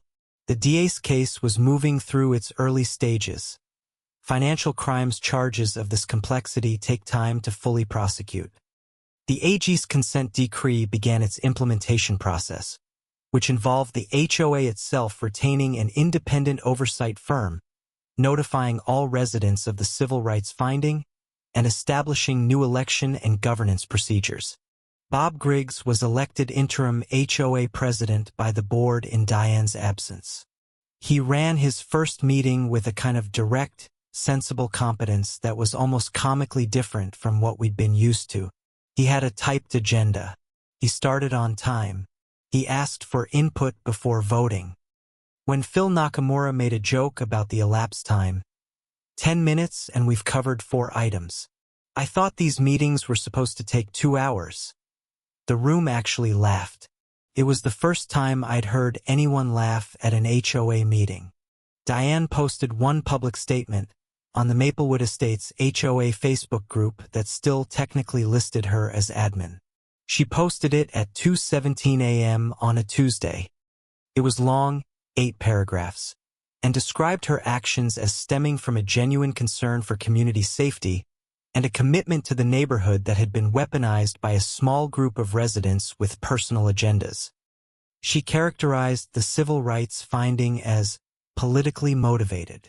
She ended by saying she would continue to fight for the principles that make this community great. Phil screenshot it. Bob Griggs removed her admin access the next morning. The post got 73 responses before it was gone. 61 of them were not supportive. The 12 that were supportive included 3 from accounts I didn't recognize that had been created within the past week. In the 3rd week after the arrest, something happened that I hadn't expected. Tyler Colton rang my doorbell. He was in his car outside, the BMW, which I now noted had a small dent in the front fender that was not there before, and he came up the porch steps with his hands in his pockets and his jaw set in a way that cost him something.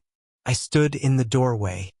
He said, "I wanted to say I was sorry for the car." I looked at him for a moment. He was 18 now and looked like someone who'd been dropped into adulthood from a height. I said, "Come in." Dana made him a cup of tea. He stayed for 40 minutes. He didn't say a lot, but what he said was real. He said he'd been thinking about why he'd done it, and he'd been talking to his counselor about his mother, and he was starting to understand some things that he wished he'd understood before. He said the car was beautiful and he'd known that even when he'd scratched it. I asked why he'd done it if he'd known that. He said, "Because she told me it didn't belong here, and I believed her." He looked at his hands. "I don't believe her anymore." I walked him out to the car. I shook his hand on the porch, young man's hand, uncertain grip, getting used to itself. I told him, "The decision your mother made about what kind of person to be, that's hers. The decision you make is yours." He nodded. He drove away. Dana watched from the porch. "You think he'll be okay?" she asked. I thought about it. "I think he has a chance," I said, "which is more than some people get." Diane Colton's first court appearance on the financial crimes charges was a Thursday in late July. I did not attend. I was at work. Rochelle sent me a text at 2:15 p.m. Not guilty plea, as expected. Trial date set for February. She showed up with Farber and 2 additional attorneys. She looked smaller than I've ever seen her. I read the text and put my phone back in my pocket and went back to the briefing I was running. The preliminary civil rights damages assessment, the amount the AG's consent decree required the HOA to set aside for affected residents, was calculated at $230,000, to be distributed among the households documented as having experienced targeted enforcement. 9 households. Phil Nakamura, who had been on Maplewood for 19 years and whose folder was 14 months thick, was one of them.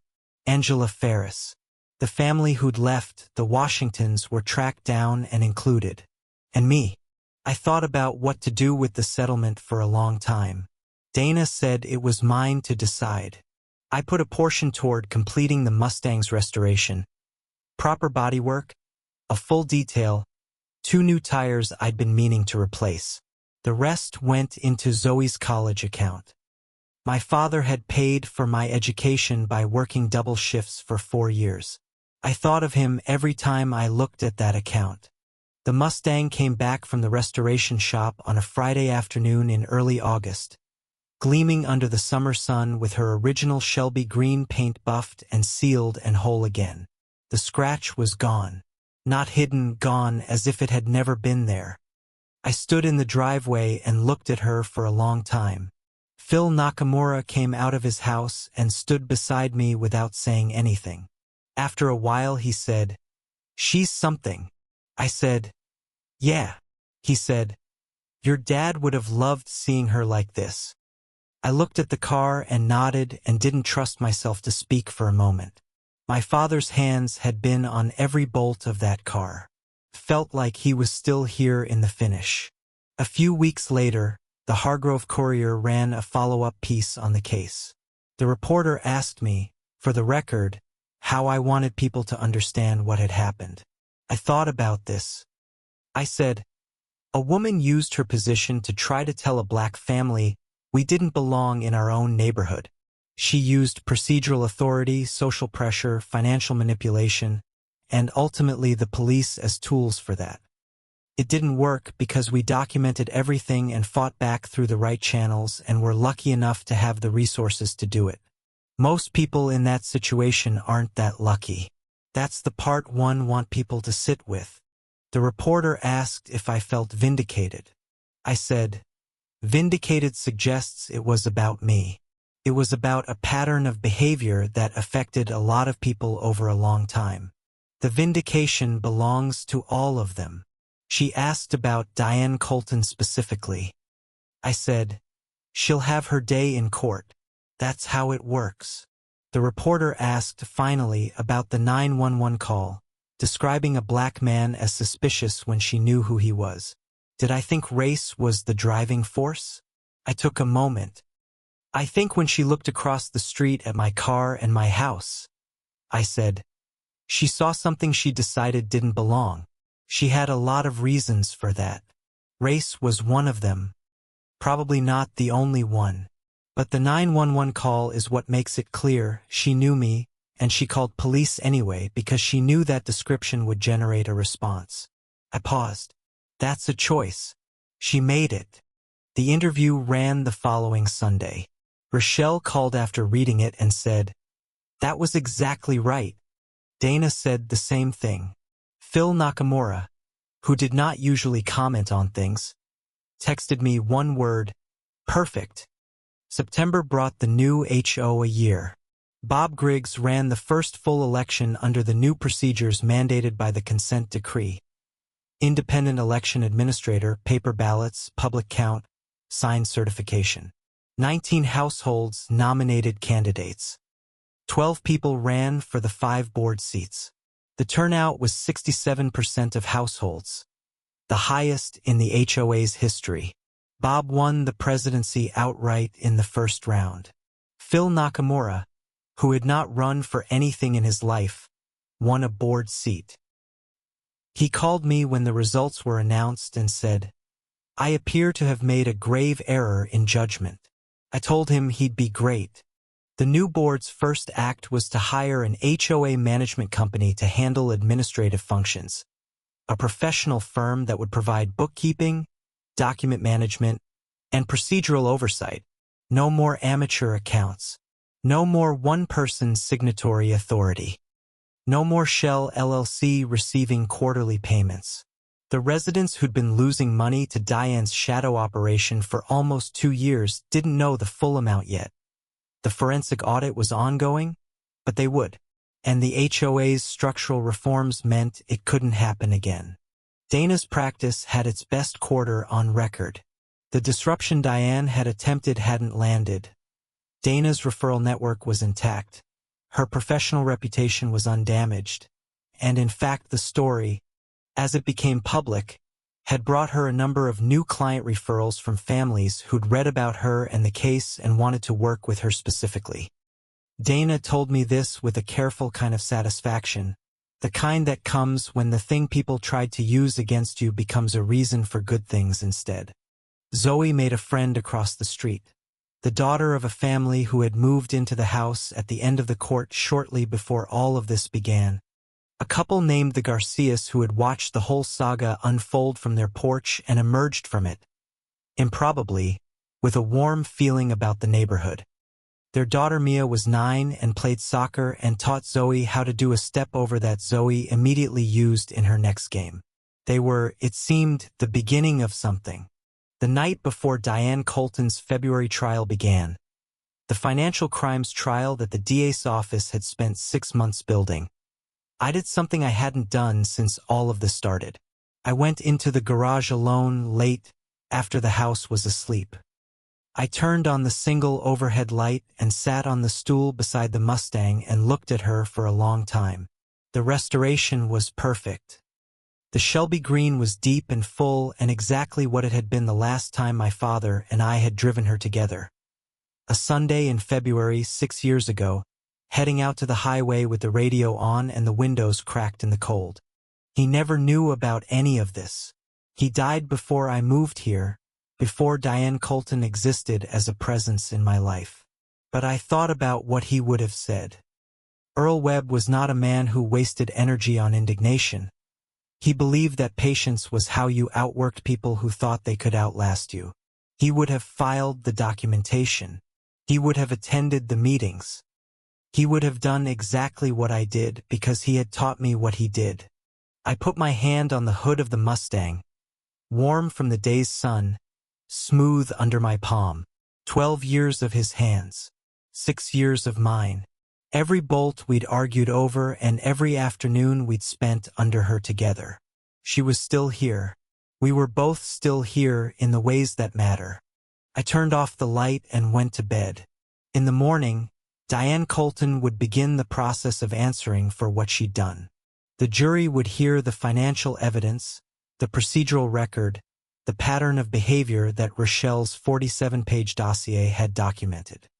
They would hear from the forensic accountant and the 9 households and the AG's civil rights findings. They would hear, eventually, the 911 call, her voice on record, describing me as a suspicious black man in my own driveway. And they would hear who I was. Not because I needed them to know, that was never the point, but because the truth, when you document it carefully and present it patiently and let it stand on its own, has a way of becoming undeniable. That's what my father taught me. That's what 22 years on the force confirmed. Truth is not loud. It doesn't need to be. It just needs to be there when it matters. I am Marcus Webb. I live at 14 Maplewood Court with my wife Dana and my daughter Zoe and a 1969 Mustang Fastback in Shelby Green that is, to my knowledge, worth considerably more than $3,000. I have been here for 6 years and I intend to be here for a good many more. The magnolia in the front yard bloomed spectacularly in April and 3 neighbors left notes in the mailbox about it. I read all of them. I saved them.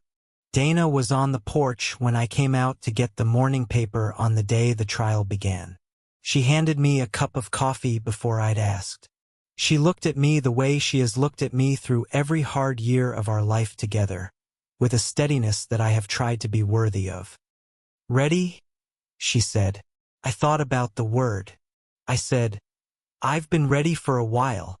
She smiled. "I know," she said. "I just wanted to hear you say it." I drove to work in the Mustang. Shelby Green in the morning light on the open road, her engine a low, steady sound that I felt more than heard. I passed through Hargrove on the way to the station, past the school, past the community center, past the block where my guys run afternoon foot patrol. The city I'd spent 22 years in. The city I was lucky enough to help run. I pulled into the station lot and sat for a moment before going in. A rookie officer I'd promoted 6 months ago came out the side door and saw me. He straightened up. Then he grinned. Couldn't help it, and said, "Nice car, Chief." I said, "Yeah." I said, "She is." I got out. I went to work. The trial lasted 9 days. On the 9th day, the jury deliberated for 4 hours and 37 minutes. I was at the station when Rochelle called. She said 3 words, "Guilty on all." I sat with that for a moment. Then I said, "Okay." She said, "That's it? Okay?" I said, "What else would I say?" She laughed. A real laugh, not the professional kind. "Nothing," she said. "Okay is exactly right." Diane Colton was sentenced in April. The financial crimes charges carried 18 months minimum. Judge Wills, the same judge who had signed the restraining order almost a year earlier, sentenced her to 26 months, with a restitution order of $142,000 to be paid to the affected HOA households. She was also permanently barred from holding any position of fiduciary authority in a homeowners association in the state for 15 years. She stood at the sentencing and did not cry. She looked at the judge with that same controlled composure until the very last moment, and then something in it finally gave way and she looked down. The Maplewood Estates HOA held a small gathering that evening, a Friday warm for April, on the Nakamura's back patio. About 20 people came. Phil grilled.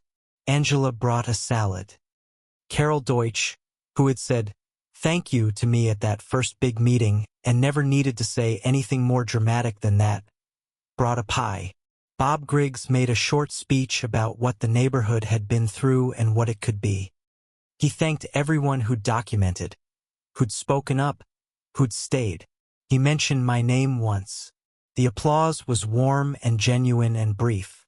I sat in Phil's backyard as the evening came in and listened to the neighborhood.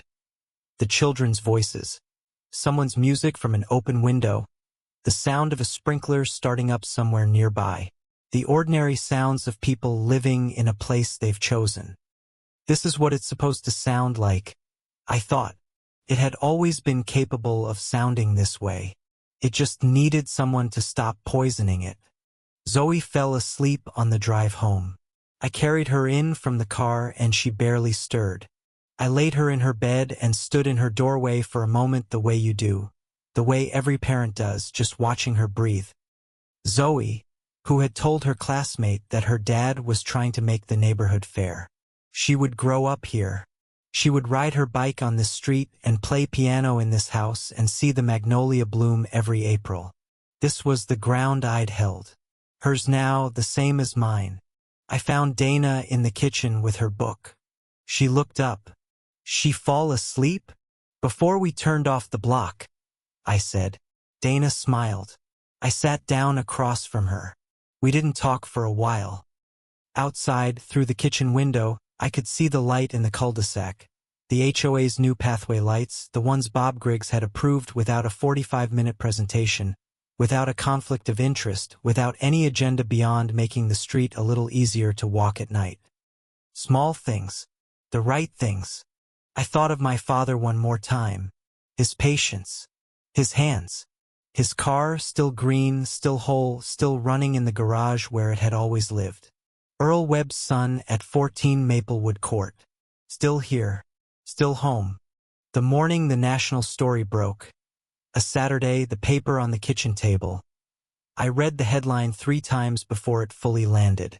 HOA president who called cops on black neighbor for his suspicious car was calling the police chief. It was almost too clean, too cinematic. The kind of irony that, if you wrote it in a novel, an editor would cut it for being unbelievable. But it was real. Every line of it.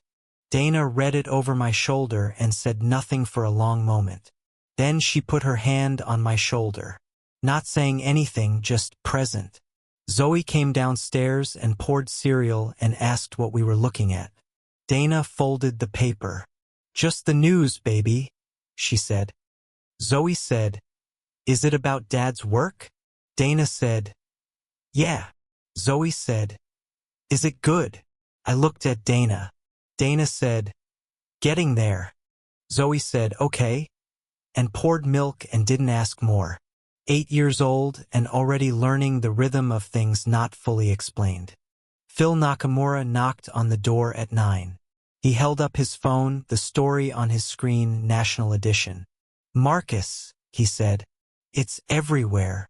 I told him I'd seen. He said, "You knew this would happen?" I thought about it. "I knew the truth would eventually be the whole truth," I said. "The rest of it I didn't script." He looked at me for a moment. "No," he said, "you didn't have to."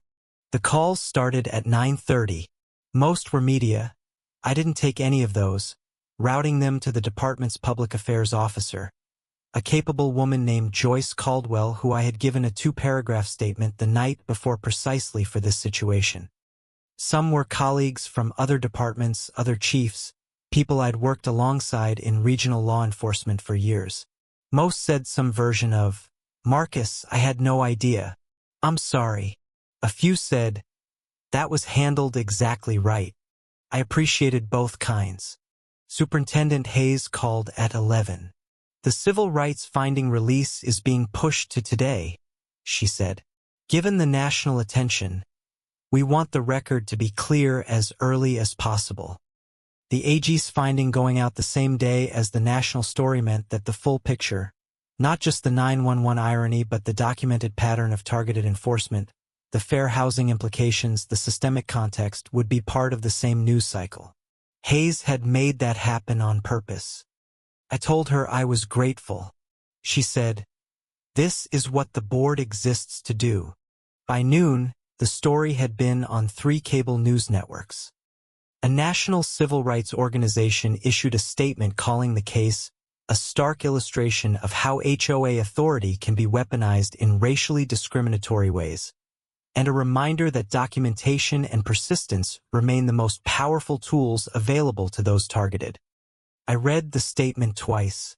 The word persistence landed differently than it might have 6 months ago. Diane's attorneys issued no statement that day. Neither did Diane. The house at 22 Maplewood Court was quiet. I didn't look over there more than once. What I did that afternoon was go for a drive. Just me and the Mustang, down through Hargrove and out to the old highway that runs east toward the marshes. The same highway I'd opened her up on in those quiet months when the HOA battle was at its heaviest and I needed a few miles of clear road to think. I drove until the houses thinned and the sky widened and there was nothing around me but the road and the sound of the engine and the late June light on the water. My father had taken me on this road once, the summer I was 16, in a borrowed pickup because the Mustang wasn't running yet. He told me something I hadn't understood then and had been understanding, gradually ever since.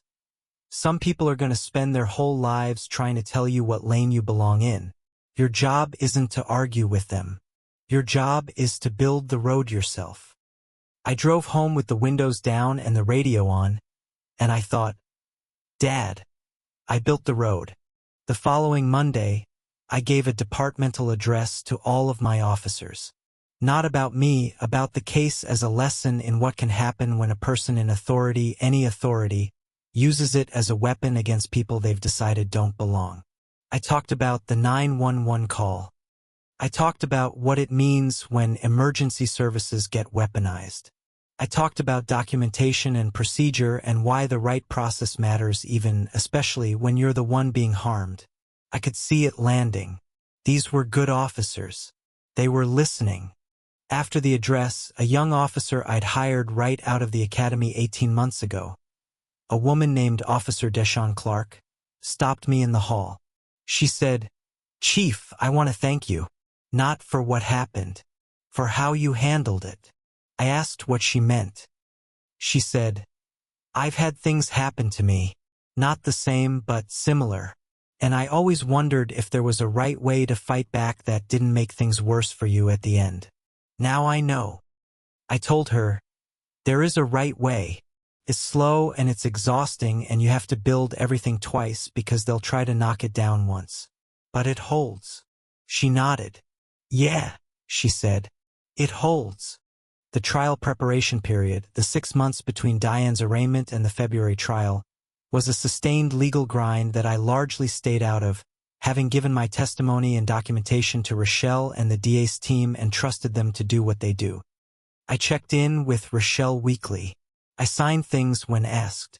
I reviewed the civil deposition when it came, answered every question fully, and declined several times to add editorial color when asked. Rochelle said I was the easiest client she'd ever had. I took that as a compliment.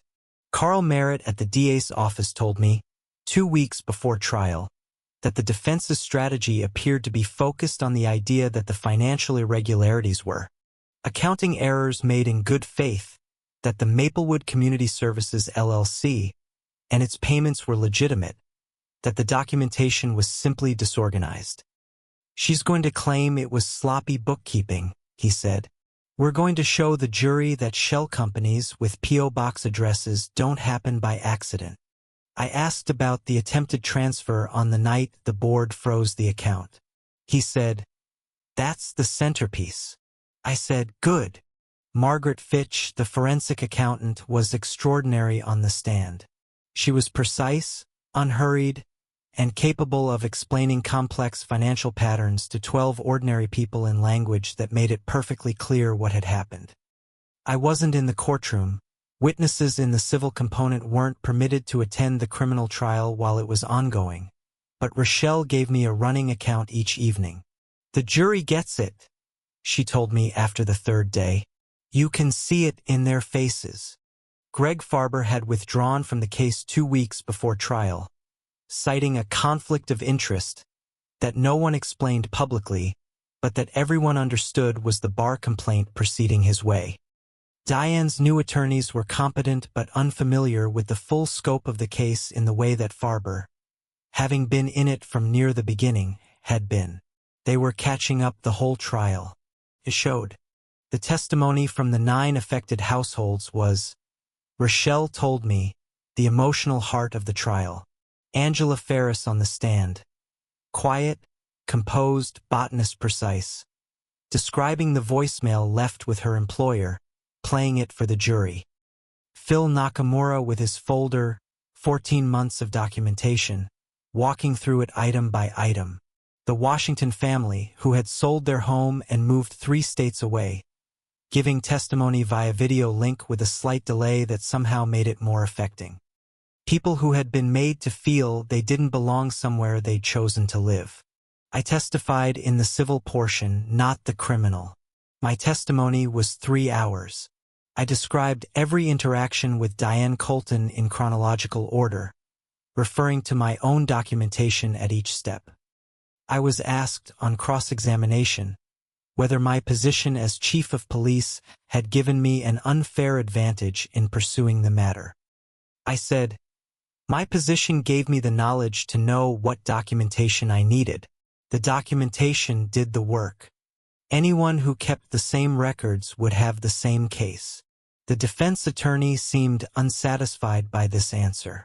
I said, documentation is available to everyone. That's the point. I was asked, more pointedly, whether I had used department resources in my personal matter. I said, no. I was asked about the 911 call and Officer Reyes's response. I said, I directed the call to be handled in the standard manner. The responding officer responded to a call and filed a standard report. No special treatment was given or requested. I was asked, but you knew the call was about you. I said, yes. And you still sent an officer? I said, yes, because that's the right thing to do. Every call deserves a response. Even this one. There was quiet in the courtroom for a moment. Judge Patricia Wills, who presided over both the criminal and civil proceedings in their various phases, had, I thought about this afterward, been a constant presence in the architecture of this entire situation. Her restraining order, her extended order, her hearing on the 911 violation, her firmness with Greg Farber, and now her management of the criminal trial. She ran a precise and fair courtroom. When she sentenced Diane to 26 months, her statement from the bench included a line I have not forgotten. This court has rarely encountered a case in which position, trust, and social authority were deployed with such sustained deliberateness against people who had done nothing to warrant it except exist in proximity to the defendant's ambitions. 26 months. Restitution of $142,000. 15-year bar from fiduciary HOA authority. The sentence was read aloud in a room that held about 30 people, including Phil Nakamura and Bob Griggs, several of the 9 affected households, Rochelle and her assistant, 2 reporters, and Dana. I was at work. I heard it from Rochelle on the phone in my office. I said, okay, and then I sat there for a while with the phone in my hand after she hung up, not doing anything in particular.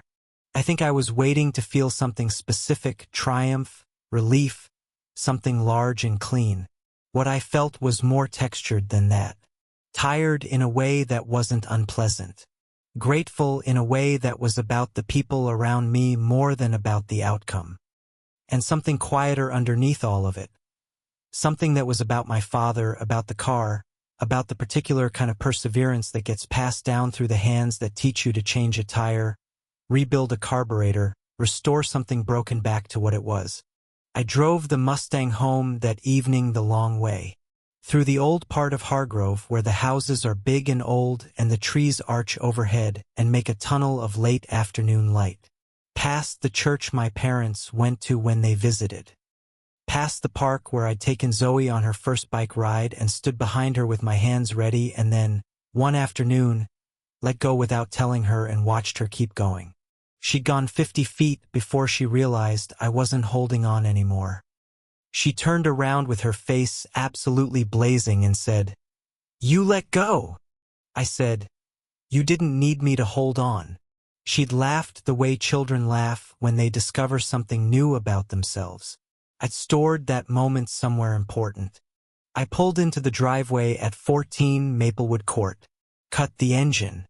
The neighborhood was quiet in the early evening, that gentle suburban stillness that is its own kind of luxury, the sound of people inside their homes doing ordinary things. Sprinklers, someone's TV, a dog. I sat in the car for a moment and looked at the house.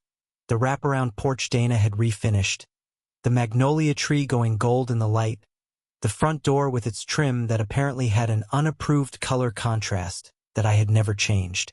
Dana was on the porch with a glass of wine and a book she wasn't reading. She put it down when she heard the engine. I got out. She said, "Rochelle called." I said, "Yeah." She came down the steps and met me in the driveway and we just stood there for a minute, not needing to say much.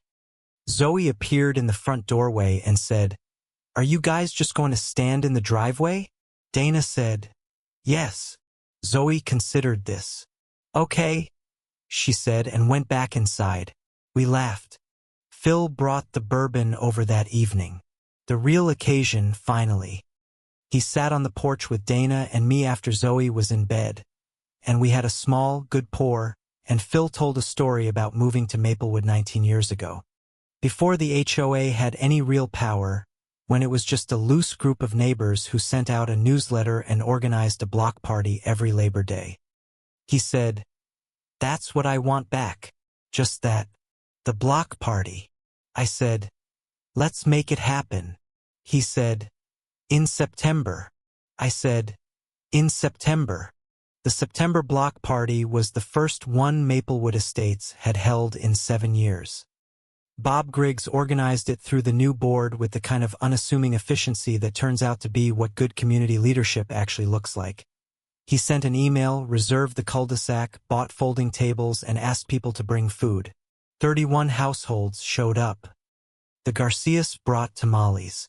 Angela Ferris brought wildflower seedlings to give away. Phil grilled again because Phil always grilled. I set up a card table with my speaker and let Zoe pick the music, which meant we had an interesting mix of Taylor Swift, John Coltrane. She'd gotten into jazz recently, to my absolute delight, and something from a cartoon I didn't recognize.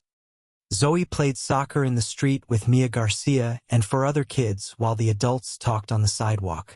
At one point, I looked across the cul-de-sac at 22 Maplewood Court. The house was quiet and dark. A realtor's lockbox had appeared on the door sometime in the last week. Someone was moving on. Carol Deutsch appeared at my elbow. She followed my gaze across the cul-de-sac. She said quietly, "I heard she's selling." I said I'd heard the same. Carol said, "Good." Then she said, "I know that sounds." I said, "It doesn't. It sounds honest." She smiled. "I liked this neighborhood before she came," she said. "I like it again now." I said, "Me too." She went to get a tamale. I stayed where I was and watched my daughter play. The Mustang sat in the driveway all day, not running.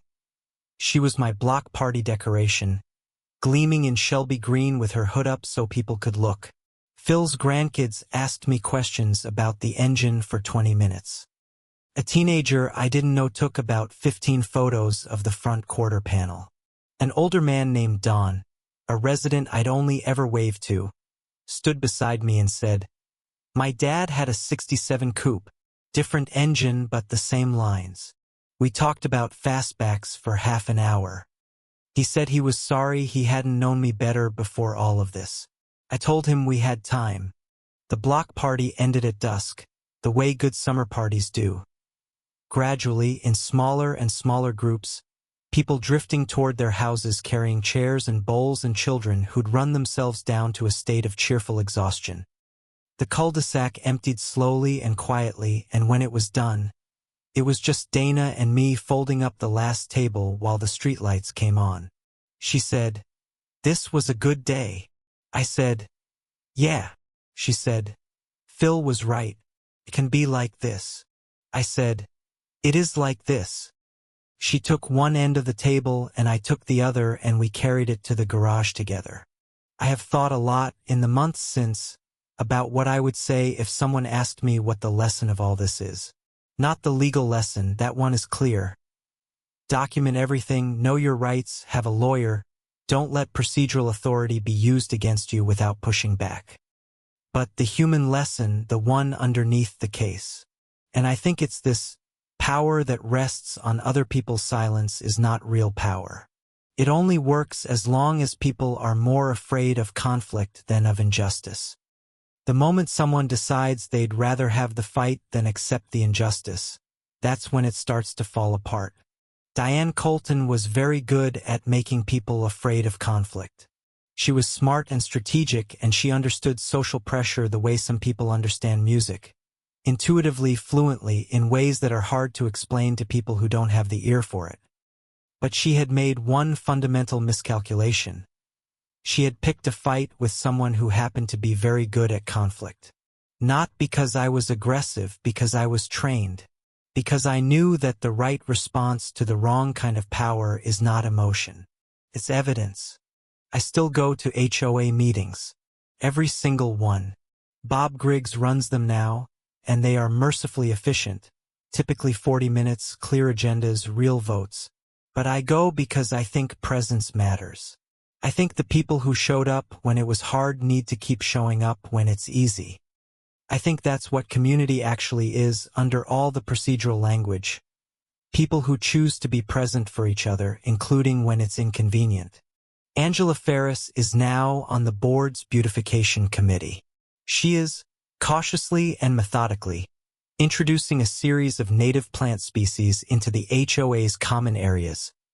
Milkweed, coneflower, black-eyed Susan, native grasses along the entry path. The wildflower seedlings she gave away at the block party are growing in 17 different yards. The pollinators have noticed. I've noticed. It's one of the small, accumulating goods that come from a community that's actually governing itself well. Phil Nakamura turned in his 14-month documentation folder to Rochelle as evidence, got a full copy certified and returned to him, and then, I learned this from his wife, who mentioned it at the block party, burned the original in his backyard grill on a Saturday in August. He said it was the right way to close a chapter. His wife said he watched it burn with an expression of deep satisfaction and then went inside and made a sandwich. That is precisely the most Phil thing I have ever heard. Bob Griggs sent me a card. A real card, handwritten, mailed through the postal service, which in this century was a gesture equivalent to a telegram in the previous one. It said, "Marcus, I was on the wrong side of this for too long. I'm sorry it took me as long as it did. I'm not going to let that happen again." I put the card in my desk at work, in the drawer where I keep things I want to remember. The Hargrove PD implemented a new training module for all officers, recognizing and responding to misuse of emergency services. Detective Torres helped design it. Officer Clark presented the first version of it to a full station assembly and did it with a clarity and authority that I thought, she's going to go far in this department. The training is now part of the standard onboarding curriculum. Every new officer gets it on their second week.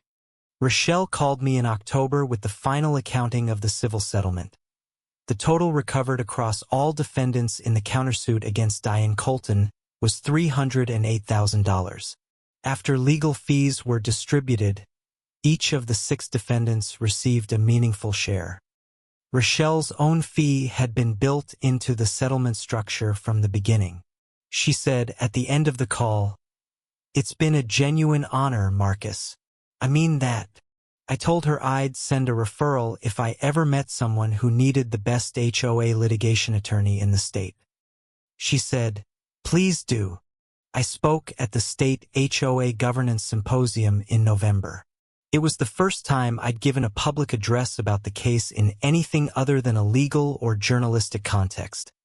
An audience of HOA administrators, community managers, attorneys, and residents from across the state.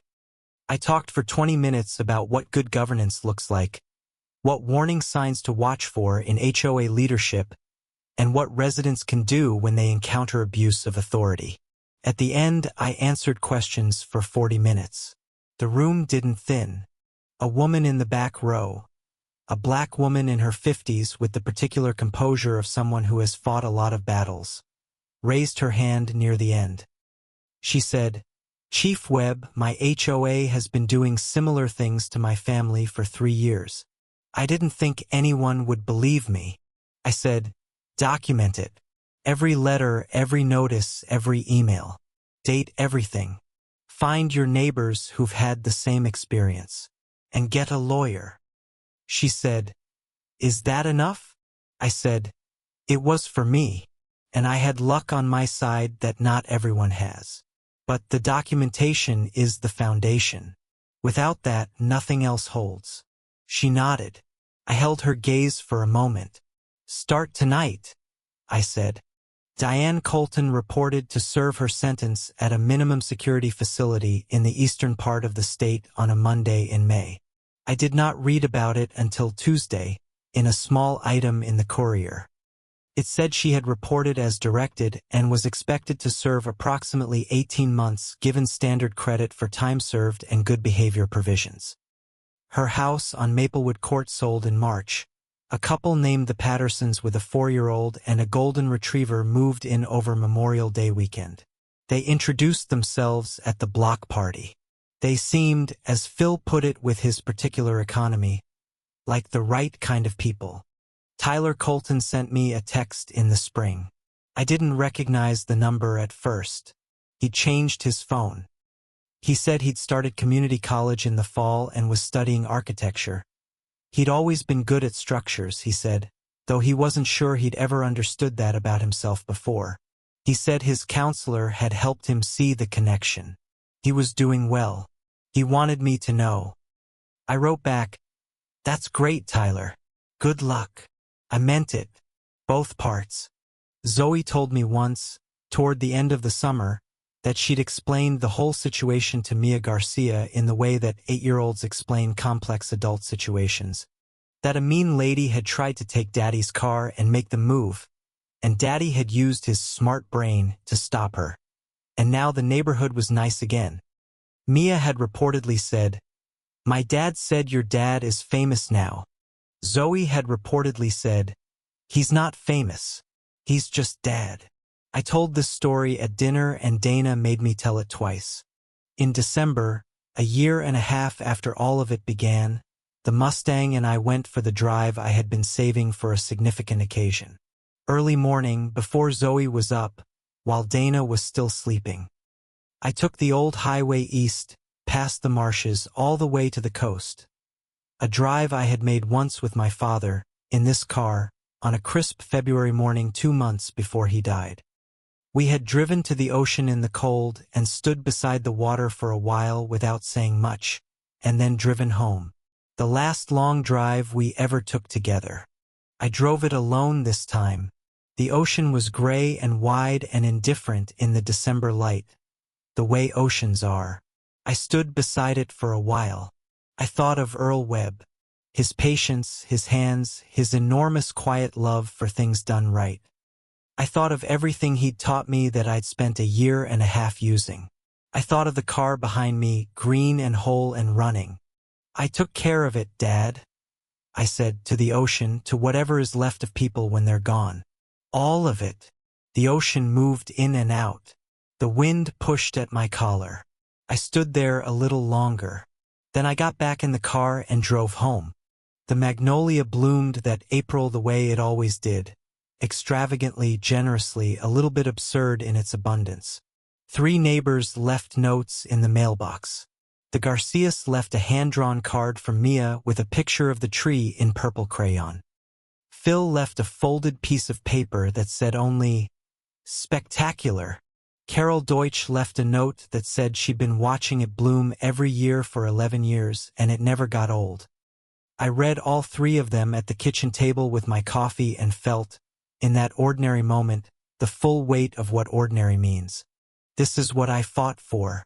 Not vindication, that word is too small and too self-centered. Not to prove a point, though the point was worth proving. Not even entirely for justice, though justice was what the process delivered. I fought for this. The right to live here quietly, to let the magnolia bloom, to take the car out on Sundays, to send my daughter to school and bring her home and watch her grow in a neighborhood that is safe for her. The right to belong somewhere I chose and paid for and made into a home. That right shouldn't have required a 47-page dossier and a team of attorneys and 6 months of legal proceedings and a trial. It should have just been true. But the world being what it is, I built the road myself. I used every tool I had: patience, documentation, knowledge, community, persistence, and one extraordinary attorney. And we got there. I am Marcus Webb, Chief of Police, Hargrove City. I live at 14 Maplewood Court with my wife and my daughter and my father's car. I have been here 6 years and I will be here longer. The neighborhood is quiet tonight. The magnolia is dark against the spring sky. Somewhere a neighbor has their porch light on. Somewhere Zoe is asleep. Dana is reading. Phil Nakamura is, presumably, in his kitchen doing whatever retired engineers do at 9 p.m. on a Wednesday. This is what a neighborhood is supposed to be. And it is. Finally, fully, completely, it is. There's a thing that happens when you've been in conflict for a long time and it finally resolves. Not a dramatic ending, but a gradual return to the texture of regular life.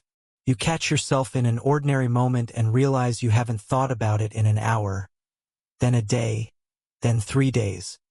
The weight you didn't notice you were carrying reveals itself only by its absence. That's what spring felt like on Maplewood Court. Ordinary, which is everything. Dana opened a second day at her practice. Tuesdays and Thursdays became Tuesdays, Thursdays, and Friday mornings. The referral network that Diane had tried to erode was not only intact, it had grown quietly in the way that reputation grows when good work persists through difficulty. She hired an assistant. She painted the office room a different blue. Zoe started playing jazz piano. Not just listening, actually playing, picking things out by ear, asking me to name what she was playing. One evening she played the opening bars of my favorite things, so accurately that I just stood in the doorway of the living room and listened, and when she stopped she turned around and said, "Was that right?" I said, "Yeah, baby, that was exactly right." The HOA's September block party became an annual tradition. The following year, 22 households brought food. Phil grilled. Angela's wildflowers had spread into 3 common areas. Bob Griggs printed a small neighborhood newsletter on actual paper. 2 pages, front and back, community updates and a recipe corner, and put one in every mailbox. People read it. People actually read it. Don from down the street, the man who'd talked to me about his father's '67 coupe at the first block party, stopped me one morning when I was heading to work and asked if I'd be willing to look at an old motorcycle he was thinking of restoring. He said he didn't know where to start. I told him where to start. We stood in his driveway for 20 minutes talking about original components versus period-correct replacements, and by the end of it he had a plan and I had agreed to come by on a Saturday to help him pull the engine cover. This is what neighbors do. The Pattersons at number 22, Diane's old house, turned out to be excellent neighbors. Their 4-year-old, Leo, immediately adopted a relationship with Zoe that consisted primarily of following her around and repeating everything she said, which Zoe found simultaneously annoying and secretly delightful. Their golden retriever, named Biscuit, was the single most sociable creature on Maplewood Court and served as a de facto community relations officer, visiting every yard on the street at least twice a week. I ran into Mrs. Patterson, Emma, at the mailboxes one evening. She mentioned that she'd read about the case before they bought the house. She looked a little uncertain, not sure how to say the next thing. I helped her. "You wanted to know if the neighborhood was okay." She nodded. I said, "It's okay now. It went through something. We all did. But it's good now." She looked at me. "You're sure?" I said, "Yeah." She smiled with the particular relief of someone who has been worried for months. "Okay," she said. "Good." In November, I was asked to give the keynote at the State Law Enforcement Leadership Conference.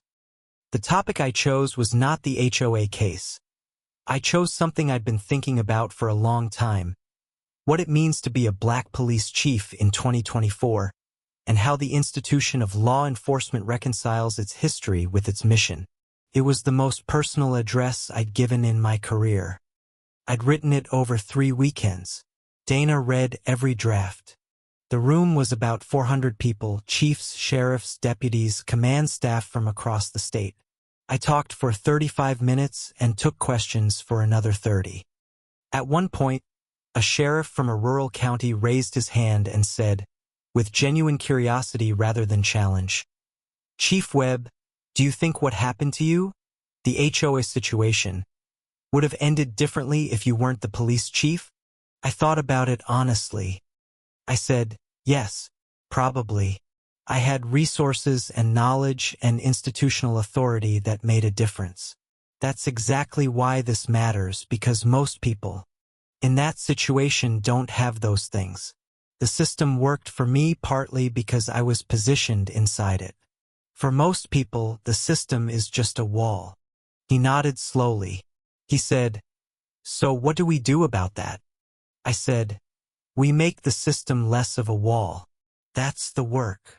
The room was very quiet. I moved on to the next question. Superintendent Hayes and I had lunch in December. She told me the Civilian Oversight Board was preparing its annual report and that the Maplewood case was being cited as a model for how racially disparate enforcement patterns can be documented, challenged, and remedied through existing legal channels, a case study for other boards to reference. "Your restraint made it usable," she said. "If you'd gone loud or gone personal, it would have been a dispute. Instead, it's a precedent." I thought about what my father would have said about being a precedent. I thought he'd have been proud and quietly exasperated in equal measure. The trial transcript, eventually published through the public record, ran to over 3,000 pages. I didn't read all of it. I read my own testimony twice to check the accuracy of my recollection and put it down. Rochelle sent me a highlighted copy of Judge Will's sentencing remarks with a sticky note that said, "Frame this." I didn't frame it. I put it in the drawer with Bob Grigg's card. There is a version of this story that ends with me triumphant and Diane destroyed and the neighborhood restored to some golden state. That's not quite the truth. The truth is messier and more human. Diane is serving her sentence. Her son is in community college studying architecture and, I hope, becoming someone better than he was. Her house has new people in it who are, so far, good. The HOA is functional and fair under new leadership. The families who were hurt have been compensated in part. Not fully, because money never fully compensates for what it feels like to be told you don't belong somewhere you call home. And the neighborhood is not perfect. It's a neighborhood. There are HOA disputes about fence heights and people who park slightly over their property lines and someone who added a security camera at an angle that technically captures part of a neighbor's yard. Normal things. Manageable things. Things Bob Griggs handles at 40-minute meetings with clear agendas and real votes. What the neighborhood is now is functional. governed by people who were chosen by a fair process and who are accountable to the people they represent. That sounds simple. It is not simple. It is, in fact, the whole of what we were fighting for. I think about the woman who raised her hand at the symposium, the woman in her 50s who'd been fighting her HOA for 3 years. I don't know what happened to her. I hope she documented everything. I hope she found a Phil Nakamura in her neighborhood, someone who'd been keeping a quiet folder and was waiting for someone else to decide it was time to open it. I hope she found a Rochelle. I hope the machinery worked for her the way it eventually worked for me. I know that for many people it doesn't. I know that the path I walked, document, escalate, litigate, persist, requires time and money and knowledge and a certain kind of temperament that not everyone has and not everyone should have to develop just to live in their own homes. I know that I was lucky in ways that had nothing to do with effort and everything to do with position. I hold that knowledge. I try to do something with it. The department's community outreach program has a new arm now. HOA rights education, offered through the city's Neighborhood Services Office in partnership with a legal aid organization. We put together a plain language guide, 4 pages, available in 7 languages, on what HOA residents can and cannot be compelled to do, how to document enforcement, and where to go for help. Detective Torres and Officer Clark co-wrote it with a paralegal from Rochelle's office. We distributed 1,500 copies. We're printing more. Zoe asked me once, near the end of the school year, what I was most proud of.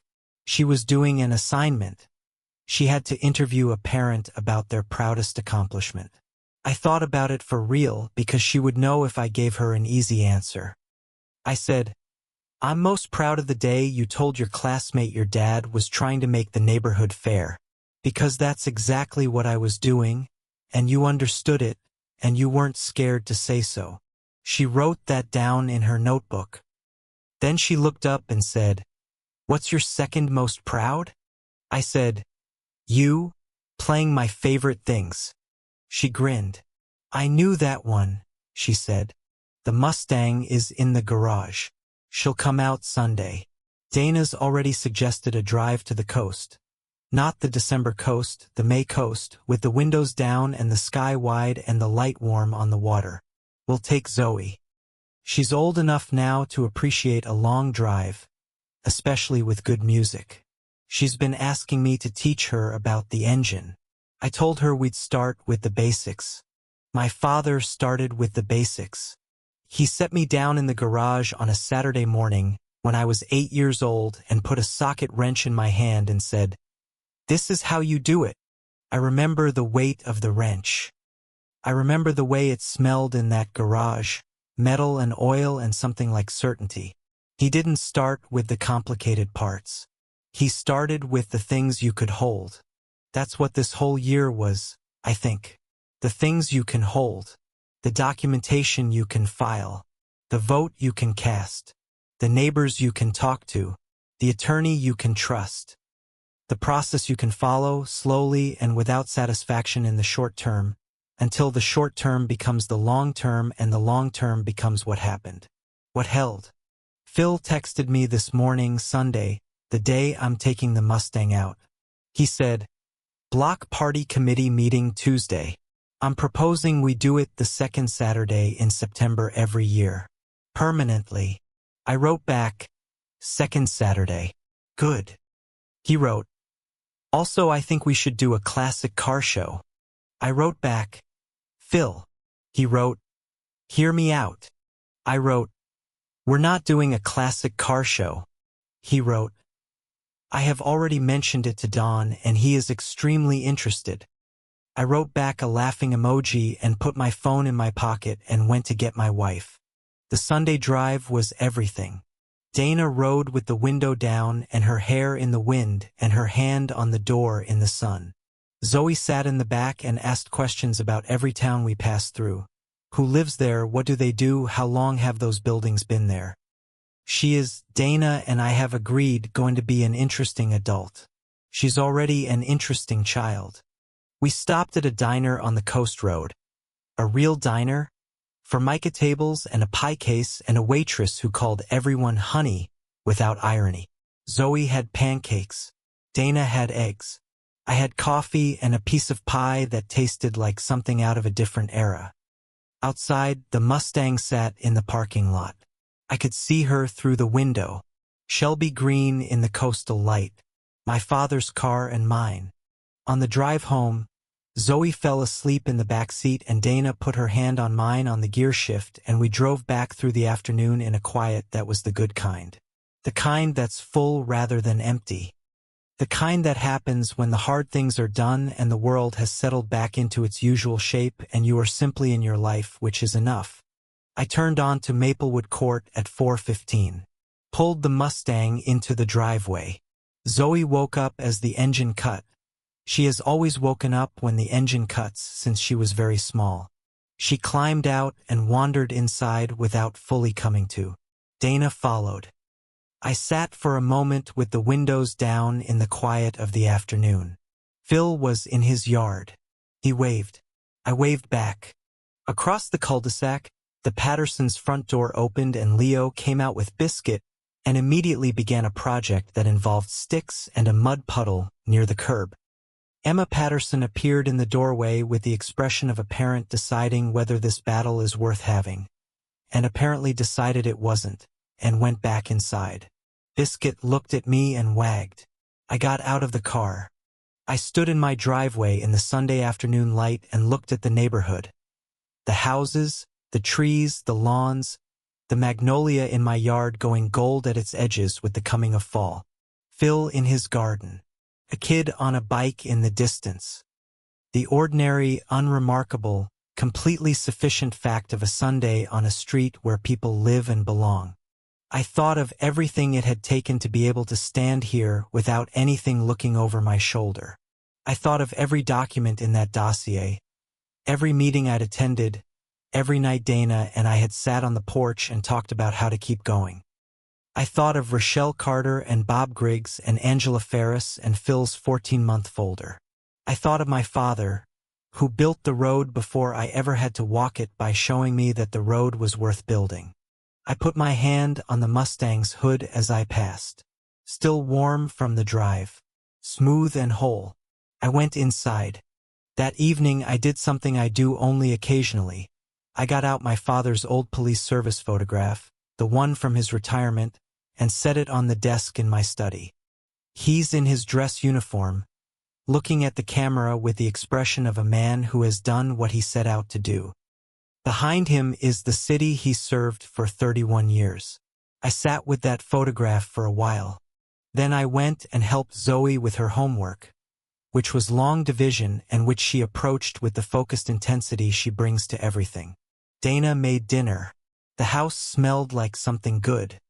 I set the table and called Zoe in and we ate together, the three of us, and talked about the week ahead school events, Dana's schedule, a thing I needed to handle at the department Monday morning. Ordinary, purposeful, full. After dinner Zoe played piano for a while, working on something new, something I didn't recognize, picking it out note by note. Dana and I sat in the living room and listened. The sound came through the half-open door, careful and searching. A child teaching herself something. I thought, this is the whole of what I wanted. To be able to sit in this room and listen to my daughter learn. I got that. We got that. Through all of it, the notices and the meetings and the dossier and the arrest and the trial and the sentencing, we got to be here in this house, on this street, in this life. Nobody took it from us, though they tried. Nobody moved us, though they tried. The magnolia is still in the front yard. The car is still in the garage. We are still here. And that, in the end, is the whole story. We are still here. That is the sentence I would write on the first page and the last page and every page in between if I were writing this down, which I suppose, in a way, I am. We stayed. We fought the right way with the right tools and the right people beside us. And we are still here. Phil Nakamura has a new folder. He told me this at the Tuesday committee meeting, the block party planning session that became, inevitably, 45 minutes of Phil explaining why a classic car show would be a community asset and me explaining why it would not. His new folder is thin, just a few pages. A couple of things he's noticed, small irregularities, nothing serious. He's keeping them because that's what you do now. That's what we all do. We pay attention. We document. We don't wait until the crisis to start keeping records. He showed me the new folder briefly, almost apologetically.